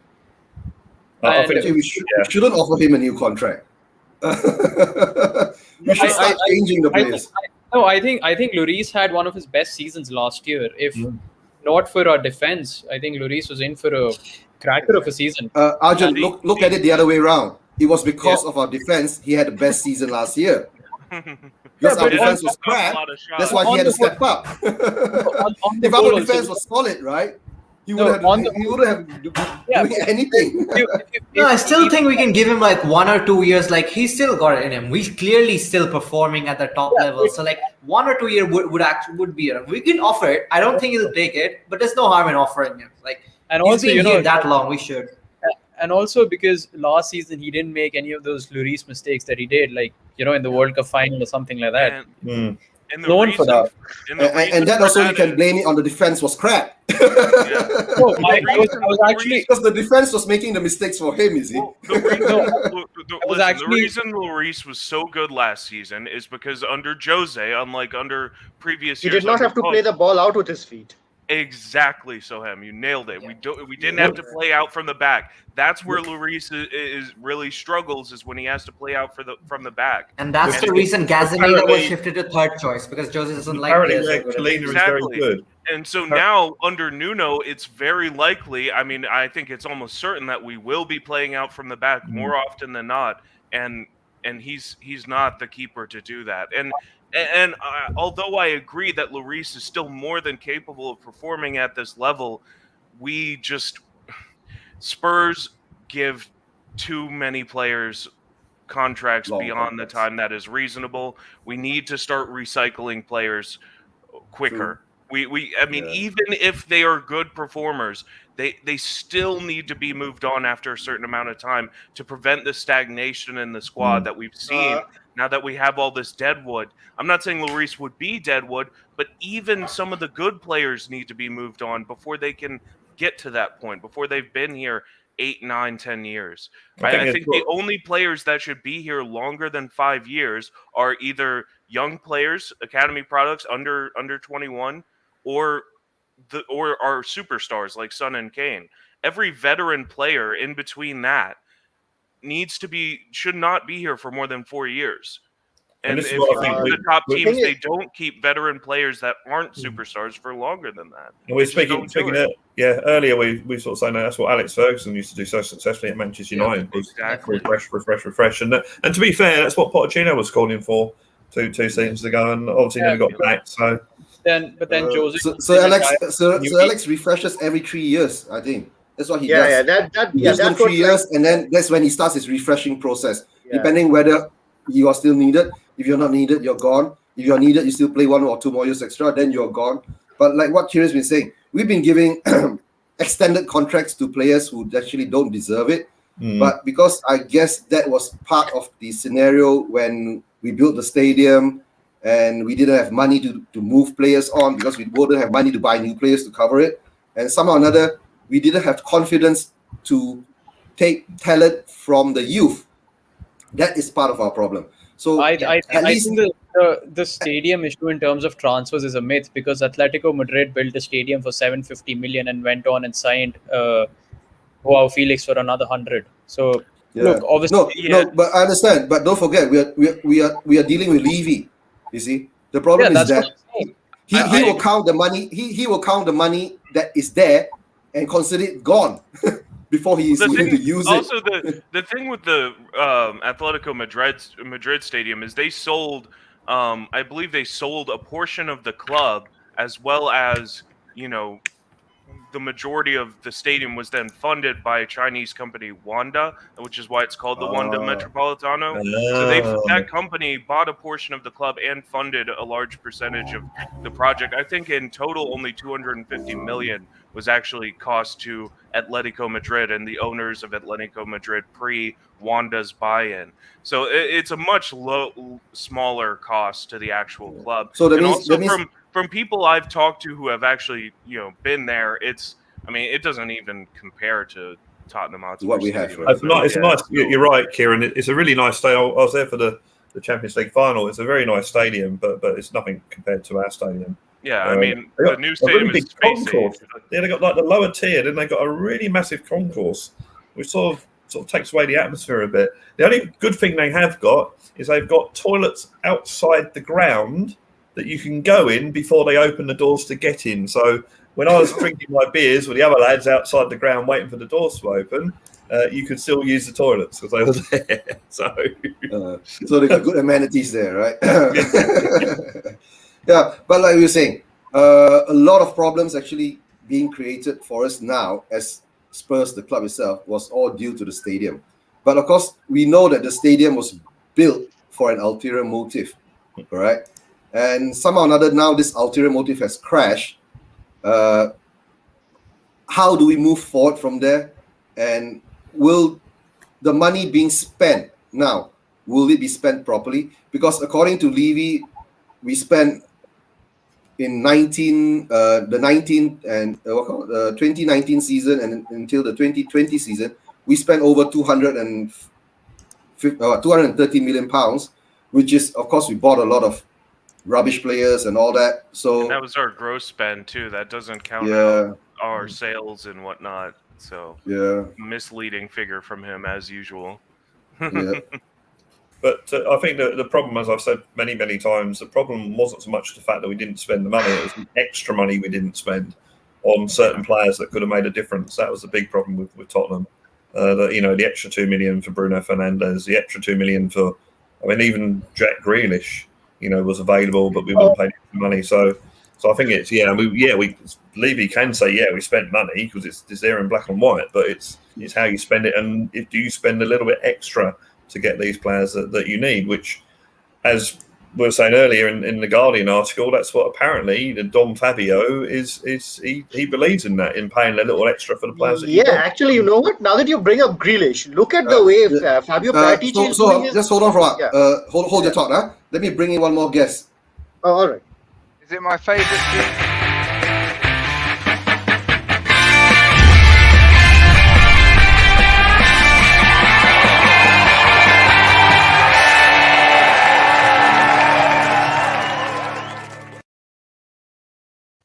Yes, guys. Good morning, Daniel.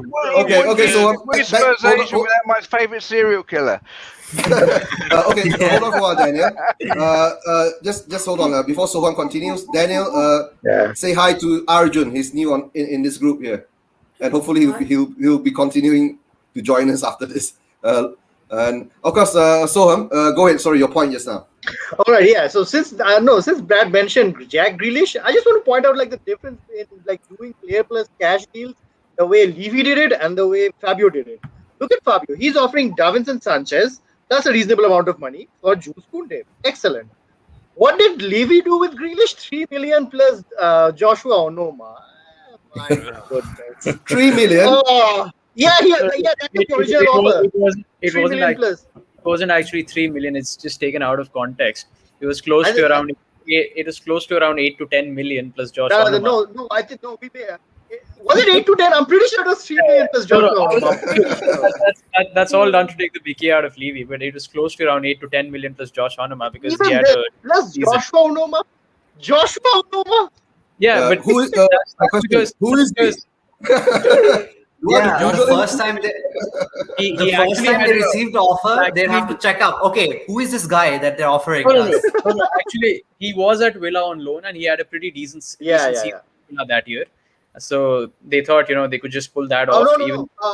Arjun, that was not actually made to take the Mickey. I just Googled Tottenham offer for Jack Grealish, and even The Athletic has an article on that. How much did Tottenham actually offer for Jack Grealish? Spurs' first bid for Grealish was £3 million plus Joshua Onoma. So there you go. That was not taking the Mickey. First offer. Yeah, even if that was the first offer. Yeah, first offer. We eventually did go for 25 at the end of the window, but they got the new owners by then. Then they wanted 30, and then Levy. You do realize Villa has one of the richest owners in the Premier League, and that's now they do. Yeah. Mm-hmm. Now they do. Yeah, they do. They've got really good owners. And also in terms of Grealish, or Calvin Phillips or Declan Rice or all these players, I think we sort of are moving towards a time where players would want to continue playing for their boyhood clubs, with Calvin Phillips signing a new deal when he was in the Championship for Leeds. And Declan Rice also, I'm sure he wants out with Chelsea interested, but they wouldn't mind staying at their parent clubs currently. So I think we're moving in sort of a different directions where boyhood players would want to stay at the clubs rather than Don't do just this. shift on. Don't do this. Don't give me hope. Don't give me hope. Yeah. Don't do this. I Don't mean, give me hope. you're a Tottenham supporter. Hope is what you should live on. Yeah. Yeah. True. No, but you must have the Levy vaccine, right? After you get the Levy vaccine, you have the hope, and you still know how to avoid the bullshit. Even when And- we conceded the second goal in the Champions League final, I was still hoping we'd pull off a 3-2 in 6 minutes left. So Me there's too. hope. yeah. That's all the hope. Yeah. Okay, Daniel, how you been? Yeah, I've been great. Yeah. Good morning. Okay, Yeah. guys, So- just to interrupt for a second. Yeah, I'll be going right now. Yeah, I'll have to go Okay. back there and stuff. So, Yeah, I'll Okay, be so- I'll be leaving too. I've Yeah. got to go to dinner. So yeah. Yeah. Okay. Famous Arjun, Alright. Soham has always been on the stream with us. He's part of our group. Arjun, if you're interested, we do this every Sunday, right? And try to bring more friends on, right? And build a community and friends about. And I'm sure this is the first time you've met Soham and Shanska, correct? And it's good. It's good to know that we have Spurs fans around the world. And It's good to Daniel, know. don't worry, it's not you. It's not your fault that everyone's leaving. Yeah, but Daniel, actually, it's already we've done this for nearly 3 hours. But Yeah, since you're that's on, the we'll thing. keep it. Yeah, we'll keep it on for a short while more and get your point of view on all the issues that we've been having. It's Right. tradition. We always get that. We always get the last word with Mr. Daniel Litkid. Yeah. So, okay, Soham and Arjun, Yeah. catch up with you Good night, again next guys. time. I've got your number on WhatsApp Yeah. and Arjun, so we'll keep in touch there. And Sanska, you're still here. That's good. Yeah, I'll And- stay on for a bit. Yeah, Sanska will stay on always. All right, guys, take care and Alright. be safe. See you. Right? Hey, guys. Okay, Okay, come on, you guys. Spurs. Come on, you Spurs. Yeah. Come on, you Spurs. And then there was Okay. 6. Like I say, you're Yeah. running out of room on Yeah. the screen now, so it's getting smaller and smaller and smaller. Sort of. Oh, Brad, you weren't here last week. The screen was full. Yeah. Oh, the screen was full, and I was going around and around and around. But okay. We've got to change the ratio because often Yeah. we've got more panelists than viewers. You do have that, yeah. But don't worry, we're building it. Yeah, the viewers will come. And okay, let's Yeah. get back to Daniel. Okay, Yeah, Daniel, those we've been, videos, and he's nearly caught up with us in subs. Daniel, we've been talking about a lot of things. Of course, Gollini, Paratici, the signings to be or not to be, right? And of course, how do you feel about it? I feel like we're moving in the right direction.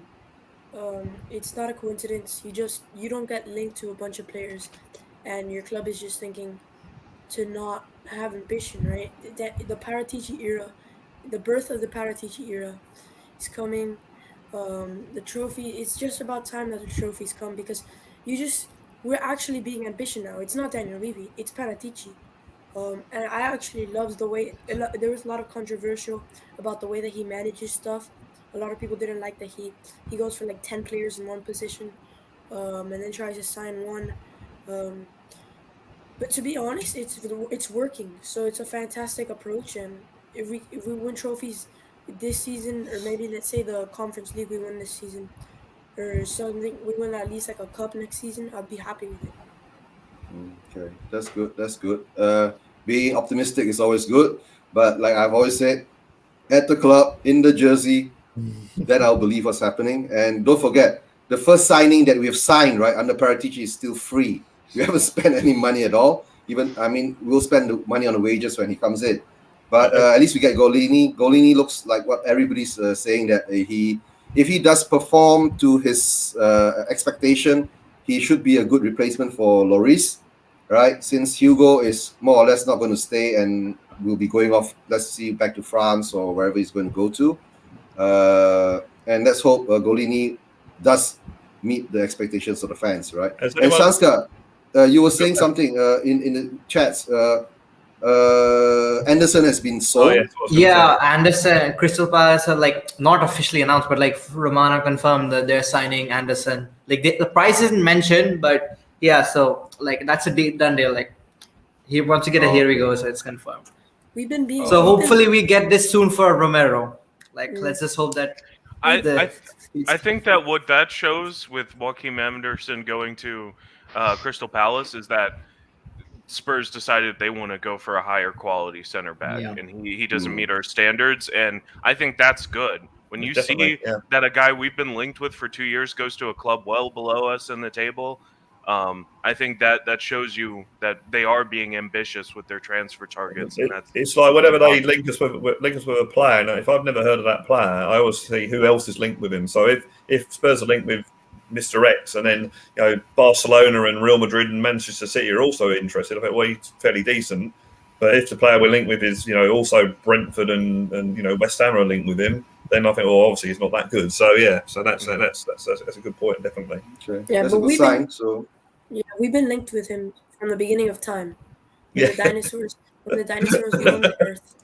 but Daniel, we've been linked to a lot of players from the beginning of time too. So a lot of them never happened. So like I said, the other thing is that at least this player being linked with us, he's going to a lower club instead of going to a higher club. Yeah. Right? So, but have you not noticed a lot of years that we've been linked to a lot of players which are at a higher level, in the end don't come to us but go to a higher club.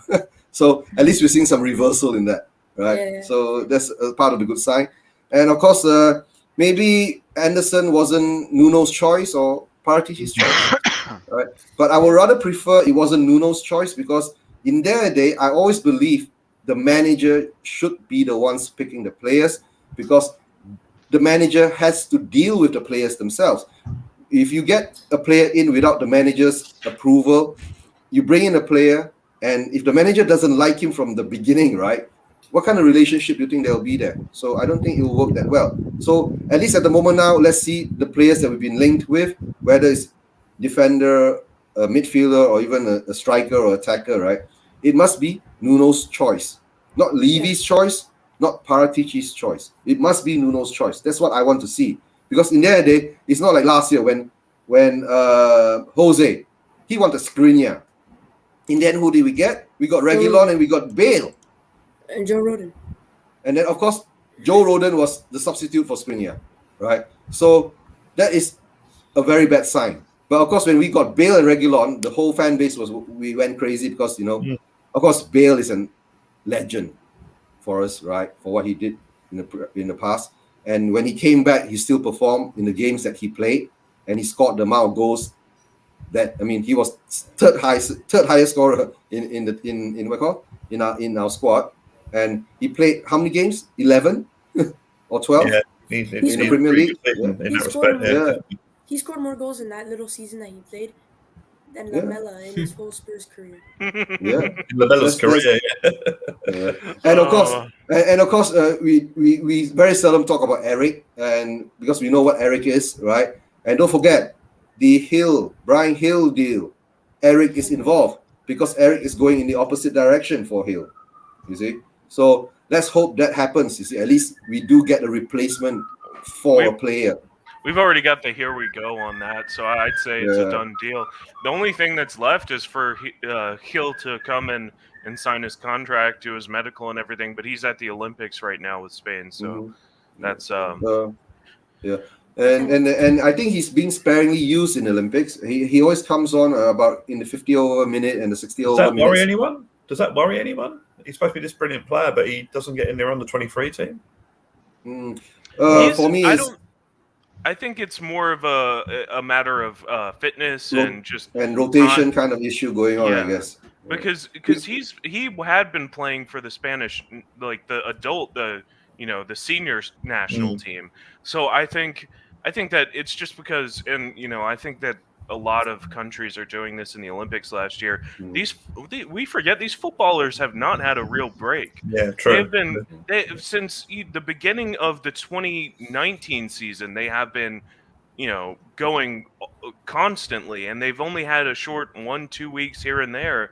And with the Euros and all the international football and everything, and then coming into this Olympics, I think they're just trying to make sure that these guys don't, get too much time and injure themselves. Okay, just a comment from Wayne Bonner. Is Brian Hill a definite transfer? Yeah, to tell the truth, here we go. We never know. We never know because, We're like I said, talking With Yeah, Tottenham but Hotspur, like I said, I want to see him at the club in the Fabrizio- jersey, then I'll believe it. Yeah. Fabrizio Romano, not to my knowledge, has never given the "here we go" and then a transfer. Yeah, break, exactly. broken He down always after- like because after. he always says that's why he hasn't said anything about Romero. Like he said the bids and stuff and personal agreements. But like if he says here we go, that means his sources are confirmed. Yeah, it's happening. Now the announcement always takes time. Like look at Gollini. Like Gollini was announced a week after Romano gave his here we go. So like probably the finer details, clauses like UECL clauses, those stuff are being negotiated. Same with maybe hopefully Romero is. Do you guys remember? But Romano will not give the "here we go" unless for sure it's a done deal. He's like the official verifier. Do you guys remember the Leeds United documentary when they were about to sign Dan James? And he was there signing the medical, and then something happened, and they had to like sign it off. Oh yeah, like if that extreme situation happens, then like that's in God's hands. But like Fabrizio logistically, Romano I'm pretty said sure I that. think there. Fabrizio Romano said, "I think." Okay, I have another question. That's probably right? got to be the one. The one. Yeah. No, okay, like that's Brian, so extreme. Brian Hill, right, wasn't in the Euros team, correct? I don't believe so. I don't think so. Yeah. That's why he's in the He wasn't in the Euros team. If he was in the Euros team, right, playing in the Euros, he most probably wouldn't be playing in the Olympics, right? But if he was playing the Euros, No. He was playing for Euros under 21.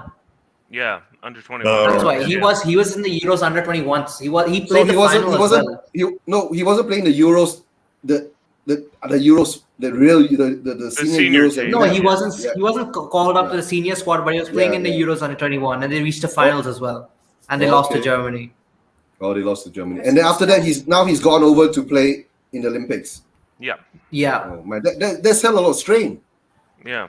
Yeah. Well, we already saw it with Takehiro Tomiyasu. I mean, he's gone down with an injury in the Olympics.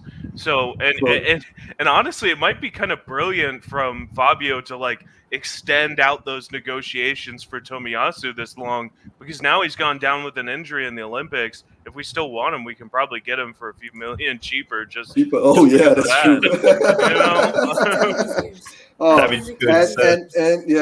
And I think that's why Levy got Fabio in, because I think Levy and Fabio think alike in the sense of the way they do business. But the only problem with Levy is that he has got no football knowledge, right? And he will sign shit players in the end of the day. And maybe Fabio has the football knowledge, and we'll get better players from there. That's the hope that we have at the moment for Paratici, right? I just love how Fabio Paratici manages stuff. I'm gonna get a poster of Paratici and put it in the back of my wall. Maybe that's going a bit far. Maybe you can have a banner that says Don Fabio, but not a poster of the man himself. I'm gonna get probably his name on the back of the jersey. But like I say now, like the Tomiyasu deal, that was news about 3 weeks to a month ago. Now he's in the Olympics. Now he's injured himself. Maybe the price will come down, right?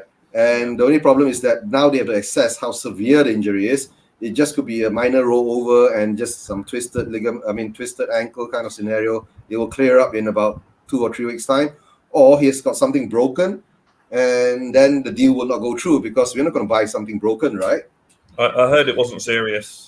That's what I heard. And like I was researching, like Tomiyasu does have a minor. He did not like a Lamella type injury history, but like a minor. Like he's missed out like around last season. He missed 10 games due to injury, and like not 10 games as stretch, like 2 separate incidents, but not his ankles. Like it's not a Kane like continuous ankle problem like Kane has or something. It's like different, but still there's something to be aware of. Because we definitely don't want another Lamella who just plays 8 games a season, scores a Rabona, and then vanishes. Yeah, but Sanskar, that's quite difficult to judge until you really have that player in the squad. Well. And don't forget, the players that come and play in the Premier League is a totally different bucket of fish. Exactly. You get what I'm saying? Yeah. And of course, we are not as rough as the South Americans, right? But we are to a certain extent quite hard. It's very intense league to play in, right. But of course, after watching the Brazil and Argentina Copa America final, I was going like, are you playing football or are you playing kick the legs? I think So that's why we need Romero to be in the Yeah. center of defense and kick those legs. Yep. It looked like when you play in FIFA, no rules.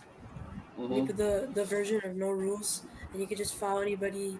You could be offsides the whole if you want. That's what that game looked like. And Sanska Sarans Das is your brother. Yeah. Okay. Big up to him. Yeah. Yeah. All right. Yeah, So I as think we go ahead. Tomiyasu, if he's going to come to the Premier League personally, play as a defender, I think he needs to bulk up a bit. I think they need to get him in the weight room, get him a little bulked up because he's a bit slight for a defender, to be in the Premier League. You got to be able. You're going up against some powerful players, and you got to have that, hardiness. So He can get some advice from Deli Marley. Isn't Eric Dyer build up enough, and he still can't play? Yeah, well, you also need to have a brain in your head. Oh yeah, I to be forgot able about to the play. brain part. You have Yeah. to learn how to turn around. He's a little lean on the brain. Yeah, so they need to. I don't know if they can Yeah, bulk that's that true. up. Maybe they just need. I don't know. It's Eric Dyer. He just drives me crazy. But no. But the thing is that he's gonna be there. He's still gonna be there. Because they It's gave 'cause him he a walked in- 3-year contract extension last season. He just didn't earn it. There was no reason to do it.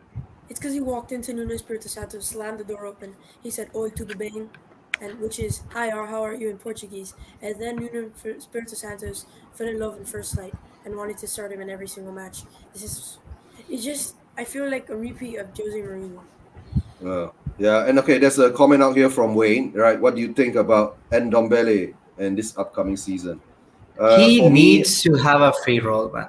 I feel like, Yeah. sorry to interrupt, but like I feel like he was a player who literally went past cities in defense and went past Conte with such ease.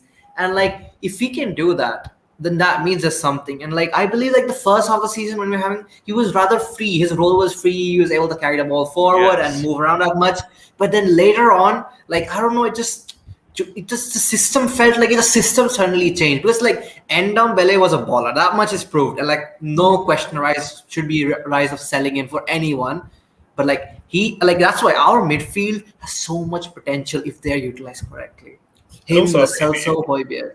With the way Yes, Skip Sam played, Scar. Yes, the other day, I mean, if you have Højbjerg and Skip as that pivot, and then you have a decent defence around you, which hopefully Dom will sort out, then you can allow people like Ndombele to be more free and that sort of thing. I mean, Not to mention, like this one thing, he didn't even start the Carabao Cup final when he literally that season he toyed with City's defense. But Harry Winks started. Yeah, Harry Winks definitely. He's not definitely like we a star go player. back there, right? So we if you go back there, there'll be a whole can of sardines being opened up again. I mean, Cheers, falling. Can of sardines, can of worms. Yeah, no, now we like sardines. We don't eat worms. I was lucky enough to see Glenn Hoddle play, and like he was such a good, talented player. But he should have played over 100 times for England. He played about 50 odd because it was he doesn't track back. He doesn't No, I think you build a team around him. It's sort of that's the mentality of the manager itself or the head coach or whatever. So that's what we hope with. To tell the truth, I hope to see Ndombele right back to fitness during the 2 matches against Chelsea and Arsenal. Then from there we can judge what he is. But if he doesn't get back his fitness by the time that Chelsea and the Arsenal game, right, he could be a lost cause. To tell the truth, he could be a lost cause, right? Well, I think that's why you haven't seen him involved in the preseason matches, is because they're keeping him at Hotspur Way and getting his fitness ready. No. Didn't you guys hear? Like he just became a father. And then he became a father too. Yeah, like that's the main reason he wasn't involved till now, and like that's understandable. So like that's okay because even everyone was scared. Like why isn't he there? But like that's then makes sense. I think no one was saying where's Doherty though, were they? I think they should also. I mean, even if I think it's good for him regardless. I think he shouldn't be playing in the preseason matches. He doesn't need the practice on the ball. He's already mastered that. Just get him. Just keep him in the training center and just we gotta feed him salad all the time. Yeah, And you just also, got to you get have to look from his the fitness. respect that Nuno has got to see his players, what sort of players he's going to be working with. He probably knows. Also knows Doherty. He probably knows a lot about Nondombele. So he doesn't really have to see them. He probably wants to see these other players. Certainly the first 3 games we're playing, which I think is basically getting up to speed fitness wise. And then you get the competitive friendlies with Chelsea and Arsenal. And then you start bringing in your players. But he needs to see who he's got to work with. I mean, let's face it, how many players had he used in 2 friendlies? For about 40 or 50 players. Yeah. He sort of swapped the team over after an hour. So he probably knows how Nondombele plays. He certainly knows how Doherty he knows plays. Ndombele because Ndombele tore Wolves apart last season. I mean, we ended up drawing the game 1-1 because our defense is terrible, and we sat back after scoring the first goal, which Ndombele scored. Yeah. But he was great in that game. I mean, and that was a game where he was in a much more free role, and he was dropping back, picking up the ball on the half turn, dancing through midfield, getting into the attacking third, and he was bossing that game. But we just we sat back too much, and we couldn't score another goal, and we conceded the last one and with a minute to go, 2 minutes to go, something like that. God, yeah. Well, like most games. Yeah, but that's the problem with the fitness, I guess. So that once you lose your fitness, then you will lose your mental ability to judge what's right and what's the proper thing to do with the ball. Right. Well, so your skill levels drop as well when you're not fit. When your fitness drops, skill levels because drop. once you're mentally out of it, you can't do things that you can do normally when you're totally. Yeah. So Daniel, 100% fit. don't send me the cereal. I need to get in shape. I don't want to lose my faculties. But that's why Daniel hopped on so late, right? He's had his breakfast first before he comes on with the cereal. But the thing is, there's a difference. He has his breakfast and then he does his hell week with his soccer club and swims and runs and whatever. I used to. Okay, just get back to Daniel. Sorry to ask you about this, right? How are you feeling about Inter Miami? Okay. And it's Beckham own, and you got Phil Neville as a coach, right? I know exactly what happened. David Beckham was in England watching the Euros and not paying attention to Inter Miami's transfer market. Did you see him all those times in the game? Yeah, definitely. With Tom Cruise. We were supposed to sign Messi, man. That's it. Yeah. Okay. Okay, guys. To tell the truth, we're already up to about 3.5 hours. Yeah. Daniel and Kieran and Saskia. I mean, I will do the outros and the closing. You guys, if you still want to hang out in the back room for a while, I'll get back to you later, right? And discuss some things about the new shows and all that. Guys, I think we'll have to end the stream. It's 3.5 hours already, and this is the second time I've said it. Yeah, and there are people hungry, and thanks for your support, being on the show. Catch up with you the next time we have the next Sunday coming up. And guys, I'll just drop you off back at the back, and I'll see you behind. And me and Jamie will do the closing. Come on, you Spurs. Come on, you Spurs. We'll see you in a minute. See you in a minute. All right, Jamie. 3.5 hours. I guess we've broken another record again today, right? Let's hope that the last week of July is the first week of the new Spurs season. Yeah. No more false starts. Yeah, but I frighten it might be a bit too late. We always do things so late, and it doesn't reflect well on the beginning of the season. But let's see what happens. Like a lot of deadwood to get rid of, and let's see if we can get at least 3 or 4 new signings coming in. And like I said, we'll meet again maybe next week, midweek. Let's see whether I can arrange a few shows before that. And of course, we're sure we'll be here again on Sundays at the same time, right? We won't change that until when the season starts. Then maybe we have to adjust the time a bit because of the games being played. And Spurs are always playing on Sunday. Maybe we'll do a watch along, or maybe we'll do a pre-show or post-show thing. I should be bouncing off the walls because I'll be fully vaccinated by then. Yeah, that'll be a good thing. I'm already fully vaccinated, but let's see what happens. Guys, take care. Okay, don't forget, please like and subscribe, which Spurs usually Asian TV. to Spurs Asian. Spurs Vision TV, and of course Kieran's Spurs Sick, and Daniel's the Yit Kid, and of course Sanska's with us. Brad has got his music channel coming up soon, and we'll see you next time, guys. Catch up. Have a good week ahead, and let's hope we get signings in confirmed. Come on, you Spurs. DTID. DTID.